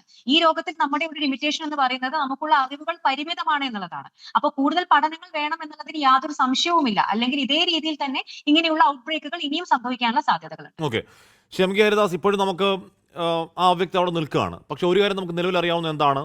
നിലവിലറിയാവുന്ന ഇത് ഈ പറയുന്ന ജലാശയങ്ങളിലൂടെ അല്ലെങ്കിൽ മലിനമായ വെള്ളത്തിൽ കൂടി പകരുന്നു എന്നുള്ളതാണ് നമ്മുടെ നിലവിലുള്ള ധാരണ. ഇപ്പോഴും പറയാനുള്ള നിലവിലുള്ള ധാരണ എന്ന് മാത്രമേ പറയാൻ പറ്റൂ. അതിനുപോലും ഒരു ഫുൾ പ്രൂഫായി അതാണ് യഥാർത്ഥ കാരണം എന്നിപ്പോൾ പറയാൻ കഴിയുമെന്ന് അറിയില്ല. അപ്പോൾ യഥാർത്ഥ കാരണം അതാണെന്നിരിക്കെ നമ്മൾ ചെയ്യേണ്ടത് എന്താണ്? നമ്മുടെ ജലാശയങ്ങൾ ക്ലീൻ ചെയ്യുക എന്നുള്ളതാണ്. നേരത്തെ ഡോക്ടർ അൽത്താഫ് പറയുന്നത് പോലെ ഒരു ആരോഗ്യവകുപ്പ് വിചാരിച്ചാൽ കേരളത്തിലെ മൊത്തം പൊതുകുളങ്ങളും ഈ പറഞ്ഞ കുളങ്ങളൊന്നും ക്ലീൻ ചെയ്യാൻ പറ്റില്ല. അതിന് പഞ്ചായത്തുകൾ വേണം, പഞ്ചായത്തുകളുടെ ഏകോപനം വേണം, ഒരു കർമ്മപദ്ധതി ഉണ്ടാവണം. അത് വിശാലമായ ഒരു യുദ്ധകാലാടിസ്ഥാനത്തിലെ കർമ്മപദ്ധതി ഉണ്ടാവണം.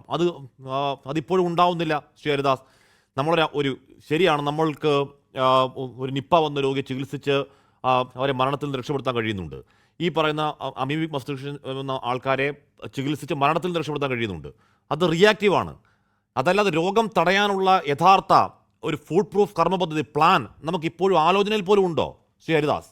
ഈ രോഗം വന്ന് ചികിത്സിക്കുന്നതിനേക്കാൾ രോഗം വരാതിരിക്കുന്നത് വരാതെ നോക്കുന്നതല്ലേ നല്ലത് എന്നുള്ളൊരു ചൊല്ല് തന്നെ നമുക്ക് കാലാകാലങ്ങളായിട്ട് പല വിഷയങ്ങളെയും നമ്മൾ അത് ഇപ്പോൾ ഗവൺമെൻറ്റിൻ്റെ മറ്റേതെങ്കിലും ഒരു സാഹചര്യത്തിലുള്ള പരാജയമാണെങ്കിൽ പോലും ഈ ഒരു ഡയലോഗ് നമ്മൾ പറയാതിരിക്കില്ല. കേരളത്തിലെ ഇത്തരത്തിലുള്ളൊരു അവസ്ഥയിൽ ഈ നിപ്പയായാലും ഡെങ്കി ആയാലും ചിക്കൻ ഗുനിയ ആയാലും എലിപ്പനി ആയാലും ഈ അമീബിക് ബ്രെയിൻ ഡെത്ത് ആയാലും ഇതിനെക്കുറിച്ചിട്ട് ഭാവിയിൽ അത് വരാതിരിക്കത്തക്ക തോതിലുള്ളൊരു മുൻകരുതലെടുക്കാൻ എന്ത് ചെയ്തു എന്നുള്ള ചോദ്യത്തിന് നാളിതുവരെ ഒന്നും ചെയ്തിട്ടില്ല എന്നുള്ളൊരു മറുപടിയാണ് ഇവിടുത്തെ ആരോഗ്യ വിദഗ്ധരിൽ നിന്നും എന്നെ സംബന്ധിച്ചിടത്തോളം ഞാൻ സോഷ്യൽ മീഡിയ ആയാലും മാധ്യമങ്ങൾ സെർച്ച് ചെയ്യുമ്പോഴും കാണുന്നത് അതാണ് നമ്മളെ ഭയപ്പെടുത്തുന്നത്.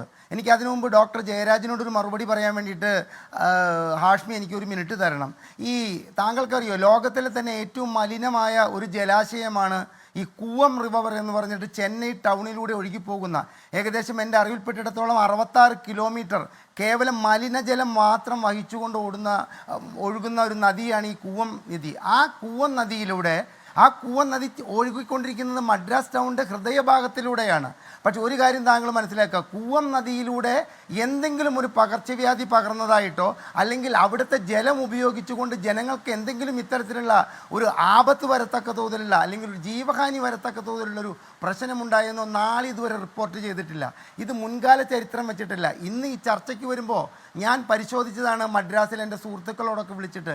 കാരണം എന്താണെന്നറിയോ, ആ നദിയിലെ ജലം കൈകൊണ്ട് പോലും സ്പർശിക്കാതിരിക്കത്തക്ക തോതിലുള്ള മുൻകരുതലുകൾ അവിടുത്തെ സർക്കാർ എടുത്തിട്ടുണ്ട് എന്നുള്ള ഒരു സമയത്താണ് താങ്കൾ പറയുന്നത് അവിടെ മരണത്തിൻ്റെ കണക്കൊന്നും എടുക്കാത്തത് കൊണ്ടാണ് ഇത്തരം മരണത്തിൻ്റെ വിവരം പുറത്തറിയാത്തത് എന്ന് പറയുമ്പോൾ നമ്മുടെ തൊട്ട അയൽവക്കത്ത് നിന്ന് പച്ചക്കറിയും അരിയും വരുന്നത് കൊണ്ടാണ് നമ്മൾ ഈ ഭക്ഷണം കഴിക്കുന്നത് തന്നെ കേരളീയർ.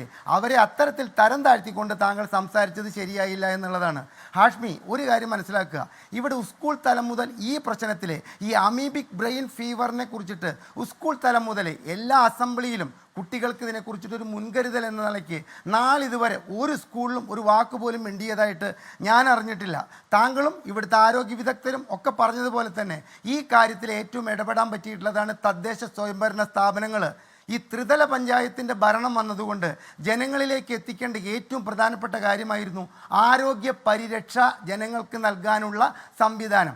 ആ കാര്യത്തിൽ ഈ ത്രിതല പഞ്ചായത്ത് പ്രാവർത്തികമായിട്ട് ഇത്ര വർഷമായിട്ടും നമ്മുടെ കേരളത്തിലെ ഒന്നും തന്നെ നടന്നിട്ടില്ല എന്നുള്ളതിൻ്റെ ഏറ്റവും അവസാനത്തെ ഉദാഹരണമാണ് നമ്മൾ ഈ ഒരു വിഷയത്തെക്കുറിച്ച് ചർച്ച ചെയ്യേണ്ട ഗതികേടിലേക്ക് എത്തിയിരിക്കുന്നത്. ഇവിടുത്തെ കുളങ്ങളും അതുമാതിരി തോടുകളും കുട്ടികൾ കുളിക്കുന്ന സ്ഥലങ്ങളൊക്കെ ശുദ്ധീകരിച്ച് ക്ലോറിനേറ്റ് ചെയ്തിട്ട് ഫിൽട്രേഷൻ നടത്തുക എന്ന് പറയുന്നത് പ്രായോഗികമല്ല. പക്ഷേ തദ്ദേശ സ്വയംഭരണ സ്ഥാപനങ്ങൾക്ക് ഇത്തരത്തിലുള്ള ജലം ഉപയോഗിക്കുമ്പോഴും, ഉദാഹരണത്തിന് ഇവിടെ താങ്കളും, ഞാൻ ജാതി പറയില്ല കേട്ടോ, താങ്കളും ഒരു ഇസ്ലാമാണ്, ഇവിടെ ഈ ചർച്ചയിൽ പങ്കെടുക്കുന്ന ആരോഗ്യ വിദഗ്ധനായിട്ടുള്ള മറ്റേ ശ്രീ അൽത്താഫും ഈ ഒരു മുസ്ലിം സമുദായത്തിൽപ്പെട്ടിട്ടുള്ളവരാണ്. അല്ലെങ്കിൽ ഞാനിത് പറയുമായിരുന്നില്ല. നിങ്ങൾ രണ്ടുപേരും ഈ പള്ളികളിലൊക്കെ ഒരു ടാങ്ക് കെട്ടിയിരിക്കുകയാണ് ഈ മുസ്ലിം പള്ളികളിൽ. ആ ടാങ്കിൽ നിറച്ചിടുന്ന വെള്ളത്തിലാണ് ഇവർ ഈ നിസ്കാരത്തിന് മുമ്പ് ഇവരുടെ ശുദ്ധി വരുത്തുന്നത്.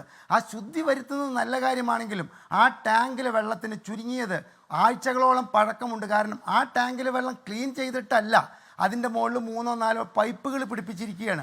ആ പൈപ്പ് തുറന്നു വിട്ടിട്ട് എല്ലാ സമയത്തും ആ ടാങ്കുകൾ നിറച്ചിടാനാണ് ശ്രമിച്ചുകൊണ്ടിരിക്കുന്നത്.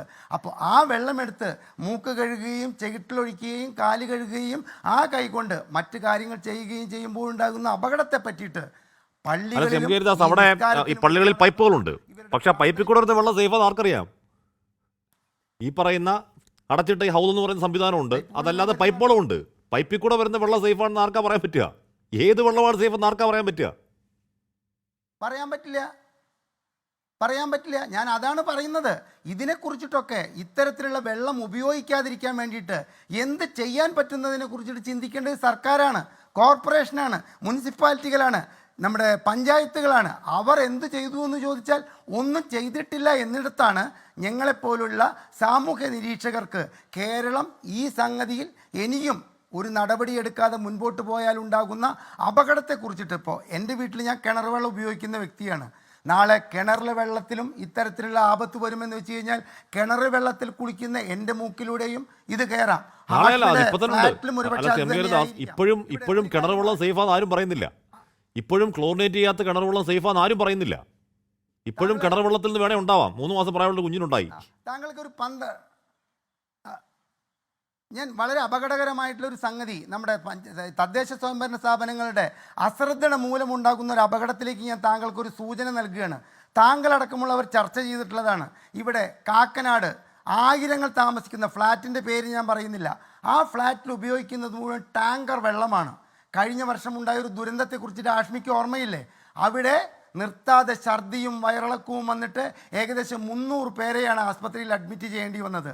ആ ടാങ്കർ ജലം മലിനമായിരുന്നു എന്ന് പറയുമ്പോൾ ആ ടാങ്കറിൽ സംഭരിക്കുന്ന വെള്ളം ഇവിടുത്തെ കിണറുകളിൽ നിന്ന്, അതായത് കുടിവെള്ളം വിറ്റ് കാശാക്കുന്ന വലിയൊരു ലോബിയിൽ നിന്ന് എടുത്തുകൊണ്ടു പോകുന്ന വെള്ളമാണ്. ഇതിനെക്കുറിച്ചിട്ട് ഞാൻ കേരള ഹൈക്കോടതിയിൽ ഒരു പൊതുതാൽപര്യ ഹർജി നൽകി. കാരണം ഇവിടുത്തെ എന്തെന്നാ പറയേണ്ടത്, ഭൂഗർഭജല അതോറിറ്റി പറയുന്നത് ഒരു ടാങ്കറുകൾക്കും അനുമതി നൽകിയിട്ടില്ല ഇങ്ങനെ വെള്ളമെടുത്ത് വിൽക്കാൻ. എന്നിട്ടും എറണാകുളം ടൗണിൽ മാത്രം 700ഓളം ടാങ്കറുകൾ തലങ്ങും വിലങ്ങും ഓടുന്നത് ഇവിടുത്തെ മോട്ടോർ വാഹന വകുപ്പിനറിയാം, ഇവിടുത്തെ പോലീസിനറിയാം, ഇവിടുത്തെ തദ്ദേശ സ്വയംഭരണ സ്ഥാപനങ്ങൾക്കറിയാം. ഒരു ടാങ്കർ പോലും പിടിച്ചിട്ട് നിങ്ങൾ ഈ വെള്ളം എവിടെ നിന്ന് കൊണ്ടുവരുന്നു, നിങ്ങൾക്ക് ഈ വെള്ളം എടുത്ത് വിൽക്കാനുള്ള അനുവാദം ആര് തന്നു എന്ന് അന്വേഷിക്കാൻ ഒരു ഡിപ്പാർട്ട്മെൻറ്റുമില്ല. അത്തരം വെള്ളം ഉപയോഗിക്കുന്നവർക്കുണ്ടാകുന്ന ഒരു അപകടമാണ് ഇവിടെ കാക്കനാട് ഉണ്ടായത്. കാക്കനാട് കളക്ടറേറ്റിന്റെ പിന്നിലെ ആയിരങ്ങൾ തിങ്ങി വസിക്കുന്ന ഒരു ഫ്ലാറ്റിലെ 300ഓളം ആൾക്കാർക്കാണ് ഛർദിയും ലൂസ് മോഷനുമായിട്ട് ആസ്പത്രിയിൽ അഭയം പ്രാപിക്കേണ്ടി വന്നത്. അപ്പം ഇത്തരത്തിൽ നമ്മുടെ ആരോഗ്യ വിദഗ്ധരും നമ്മുടെ തദ്ദേശ സ്വയംഭരണ സ്ഥാപനങ്ങളും ഇത്തരം കാര്യങ്ങൾക്കെതിരെ കണ്ണടയ്ക്കുമ്പോഴുണ്ടാകുന്ന വലിയ ദുരന്തങ്ങൾ ഏറ്റുവാങ്ങാൻ കേരളീയർ തയ്യാറായിരിക്കുക എന്നാണ് എനിക്ക് പറയാനുള്ളത്. ഞാൻ അങ്ങനെ എത്താം. ഇപ്പോൾ ഈ അയ്യപ്പ സംഗമത്തിന്റെ സമയത്ത് ഹൈദരാബാദിൽ നിന്നൊരു ഭക്തൻ സർക്കാരിന് കൊടുത്തു, എനിക്കൊന്ന് അയ്യപ്പ സംഗമത്തിന് കൊടുത്ത ഒരു കത്തിൽ പറയുന്നുണ്ട് പമ്പയിലെ ജലം അങ്ങേയറ്റം മലിനമാണെന്നും അതിൽ ഈ താഴെ മഡൊക്കെ അടിഞ്ഞ് വലിയ സ്മെല്ല് വരുന്നുണ്ടെന്നും അടക്കമുള്ള കാര്യങ്ങൾ ഹൈദരാബാദിൽ ഭക്തൻ, അത് എല്ലാവർക്കും അറിയാവുന്ന കാര്യമാണ്. ആ പറയുന്ന സ്ഥലമടക്കം ഈ പറയുന്ന പള്ളികളിൽ ടാങ്കുകളിൽ കിട്ടി നിൽക്കുന്ന വെള്ളമടക്കം അത് ഉപയോഗിച്ചുകൂടാ, അതിലിറങ്ങി കുളിച്ചുകൂടാ എന്ന് കർശനമായി പറയേണ്ടത് ആരാണ്? അത് സർക്കാരാണ് പറയേണ്ടത്. സർക്കാരാണ് അതിൻ്റെ അങ്ങനെയാണെങ്കിൽ അത് അവിടെ ഇറങ്ങി കുളിക്കുന്നതും ഈ പറഞ്ഞ വെള്ളം ഉപയോഗിക്കുന്നത് പ്രശ്നമാണെങ്കിൽ, അത് മൂക്കിൽ കയറ്റിൽ മുഖം കഴുകലും പ്രശ്നമാണെങ്കിൽ, അത് കേവലം ഒരു ഗൈഡ് ലൈനിൽ പറഞ്ഞ പോലല്ല വേണ്ടത്. കർശനമായ ഭാഷ, കോവിഡ് കാലത്ത് പറഞ്ഞതുപോലെ കർശന ഭാഷയിൽ പറയുകയാണ് വേണ്ടത്. അതുണ്ടാവുന്നില്ല എന്നതാണ് സംശയം. തിരികെ എത്താം ഇടവേളയ്ക്ക് ശേഷം. ഡോക്ടർ ബി ജയരാജ്, അത്തരത്തിൽ ശ്രീ ഹരിദാസ് പറയുന്നത് പോലെ സ്കൂൾ അസംബ്ലികളിൽ അല്ലെങ്കിൽ പള്ളികളിൽ, ക്ഷേത്രങ്ങളിൽ, ആരാധനാലയങ്ങളിൽ, അല്ലാതെ പൊതുവിടങ്ങളിൽ ഈ കാലം ആവശ്യപ്പെടുന്ന രീതിയിൽ കർശനമായ ഭാഷയിൽ ഒരു ബോധവൽക്കരണം, താഴെത്തെടുത്തിറക്കുന്ന ബോധവൽക്കരണം സർക്കാർ എപ്പോൾ തുടങ്ങും എന്നാണ് പ്രതീക്ഷിക്കുന്നത് ഡോക്ടർ ജയരാജ്? തീർച്ചയായിട്ടും അത് മറ്റ് മാധ്യമങ്ങളിലുണ്ട്, റേഡിയോയിലൂടെയും ടി വിയിലൂടെയൊക്കെ തുടങ്ങിക്കഴിഞ്ഞു. നല്ല നിർദ്ദേശമാണ് എം.കെ. ഹരിദാസ് പറഞ്ഞത്. അത് ശ്ലാഘനീയമായ നിർദ്ദേശം തന്നെയാണ്. സ്കൂൾ അസംബ്ലികളിൽ ക്യാച്ച് ദ മെങ് എന്ന് പറഞ്ഞുകൊണ്ട് സ്കൂൾ അസംബ്ലികളിൽ ഇതിനെക്കുറിച്ചുള്ള വിവരണങ്ങൾ കൊടുക്കണം, എന്തൊക്കെ മുന്നറിയിപ്പുകൾ എടുക്കണം എന്നുള്ള കാര്യങ്ങൾ നമ്മൾ കുട്ടികളെ അറിയിക്കണം. ഇവിടെ ത്രിതല പഞ്ചായത്തും ഹെൽത്ത് ഡിപ്പാർട്ട്മെൻറ്റും ജല അതോറിറ്റി എല്ലാം കൂടെ ചേർന്നിട്ടാണ് ഇതിനെതിരെയുള്ള പ്രതിരോധ പ്രവർത്തനങ്ങൾ, prevention is better than cure എന്ന് പറയുന്ന പോലെ അതിൻ്റെ പ്രിവെൻറ്റീവ് മെഷേഴ്സ് എല്ലാം ഓൾറെഡി നമുക്ക് പരിമിതമായ അറിവുകൾ വെച്ചിട്ടാണ് ചെയ്തുകൊണ്ടിരിക്കുന്നത്. അത് ചെയ്യുന്നില്ല. ഇപ്പം നാവായിക്കുളത്ത് പോയാലും നമുക്കൊരു ബോർഡ് വെച്ചേക്കാൻ കാണാം കുളത്തിൻ്റെ കരയിൽ ഇതിനെക്കുറിച്ചിട്ടുള്ള. അതുപോലെ എല്ലാ സ്ഥലങ്ങളിലും ക്ലോറിനേഷൻ തടയം കഴിഞ്ഞാൽ തിരുവനന്തപുരത്ത് താമസിക്കുന്നുണ്ട്. ഇവിടെ പഞ്ചായത്ത് പ്രദേശങ്ങളിലെല്ലാം തന്നെ ഈ പ്രത്യേകിച്ച് ആക്കുളത്ത് ഇത് ഉണ്ടായതിനു ശേഷം, കൊല്ലത്ത് ഇതുണ്ടായതിനു ശേഷം പലപ്പോഴും നമ്മളൊരു കാര്യം നടക്കുമ്പോഴാണല്ലോ അതിനെക്കുറിച്ച് അവെയർ ആവുന്നതും കൂടുതൽ ആക്ഷൻസ് എടുക്കുന്നതും. അങ്ങനെ ആക്ഷൻസിലേക്ക് യുദ്ധകാലാടിസ്ഥാനത്തിൽ തന്നെ കാര്യങ്ങളുടേതായ രീതിയിൽ പോകുന്നുണ്ട്. പിന്നെ ഇതിനകത്ത് റിസർച്ച് ആൻഡ് ഡെവലപ്മെൻറ്റിൻ്റെ ആവശ്യകതകൾ വളരെ അത്യാവശ്യമാണ്. കാര്യം ഒരു കാര്യത്തെക്കുറിച്ചും നമ്മൾ അത്ര കാര്യമായ രീതിയിലുള്ള പഠനങ്ങൾ നടക്കുന്നില്ല. ഈ പറഞ്ഞ കണക്കുള്ള ഡോക്ടർമാരുടെ ടീമുകളെ ഉണ്ടാക്കിയതിന് ശേഷം ഇത്തരത്തിലുള്ള ഇനി വരാതിരിക്കാൻ വേണ്ടി, ഇനി ആവർത്തിക്കാതിരിക്കാൻ വേണ്ടി, അല്ലെങ്കിൽ എന്തുകൊണ്ടാണ് ഇത്തരം കേസുകൾ പെരുകുന്നതിനെ കുറിച്ചെന്നൊക്കെ സാമൂഹ്യ വിദഗ്ധരും ഡോക്ടർമാരും ബാക്കിയുള്ള ആളുകളും എല്ലാവരും കൂടെ ചേർന്നിരുന്നിട്ട് ഇതിനൊരു ടീം ഉണ്ടാക്കിയിട്ട് ഇതിൻ്റെ ഓരോ കേസസ് എടുത്ത് പരിശോധിച്ചെങ്കിൽ മാത്രമേ നമുക്ക് ഇതിനൊരു എൻഡ് വരുത്താനായിട്ട് പറ്റൂ. അല്ലാത്തിടത്തോളം കാലം നമ്മൾ ഈ ബീറ്റിംഗ് അറൗണ്ട് ദ ബുഷ് എന്ന് പറഞ്ഞിട്ട് ഒരു ഘട്ടത്തിൽ അങ്ങനെ കറങ്ങി നടക്കത്തേ ഉള്ളൂ. അതിൻ്റെയൊക്കെ ക്രിയാത്മകമായ നിർദ്ദേശങ്ങളാണ് ഈ ഹെൽത്ത് ഡിപ്പാർട്ട്മെൻറ്റ് ചെയ്തിട്ടുള്ള ഈ ഇൻവോക്ക് ചെയ്ത് ആദ്യമേ ഞാൻ പറഞ്ഞതുപോലെ പബ്ലിക് ഹെൽത്തിൻ്റെ കുറിച്ചിട്ടുള്ള ഒരു ഡോക്യുമെൻറ്റേഷൻ ഉണ്ടല്ലോ, അത് ആ നിയമം 2024 നിയമം ഇൻവോക്ക് ചെയ്തത് ഇത് ഇങ്ങനെ തന്നെ തുടരാൻ വേണ്ടിയിട്ടാണ്. പക്ഷേ ഇപ്പോഴും നമ്മൾ ബീറ്റിംഗ് അറൗണ്ട് ദ ബുഷാണ് എന്നുള്ളതാണ്. ഇപ്പോഴും നമ്മൾ ബീറ്റിംഗ് അറൗണ്ട് ദ ബുഷാണ് എന്നുള്ളതാണ് സങ്കടം. മാറട്ടെ. ഞാൻ ഡോക്ടർ സൗമ്യയിലേക്ക്. സൗമ്യ, ഒരു കുഞ്ഞു ചോദ്യം, ഒരു കുഞ്ഞുത്തരം. നമ്മളിപ്പോൾ വീട്ടിൽ ഉപയോഗിക്കുന്ന വെള്ളം, കുളിക്കുന്നതും കുടിക്കുന്നതുമായ വെള്ളം, അത് രോഗമുക്തി അല്ലെങ്കിൽ രോഗബാധ വരാത്ത സേഫ് വെള്ളമാണെന്ന് വ്യക്തിപരമായി എനിക്ക് എങ്ങനെയാണ് അറിയാൻ പറ്റുക?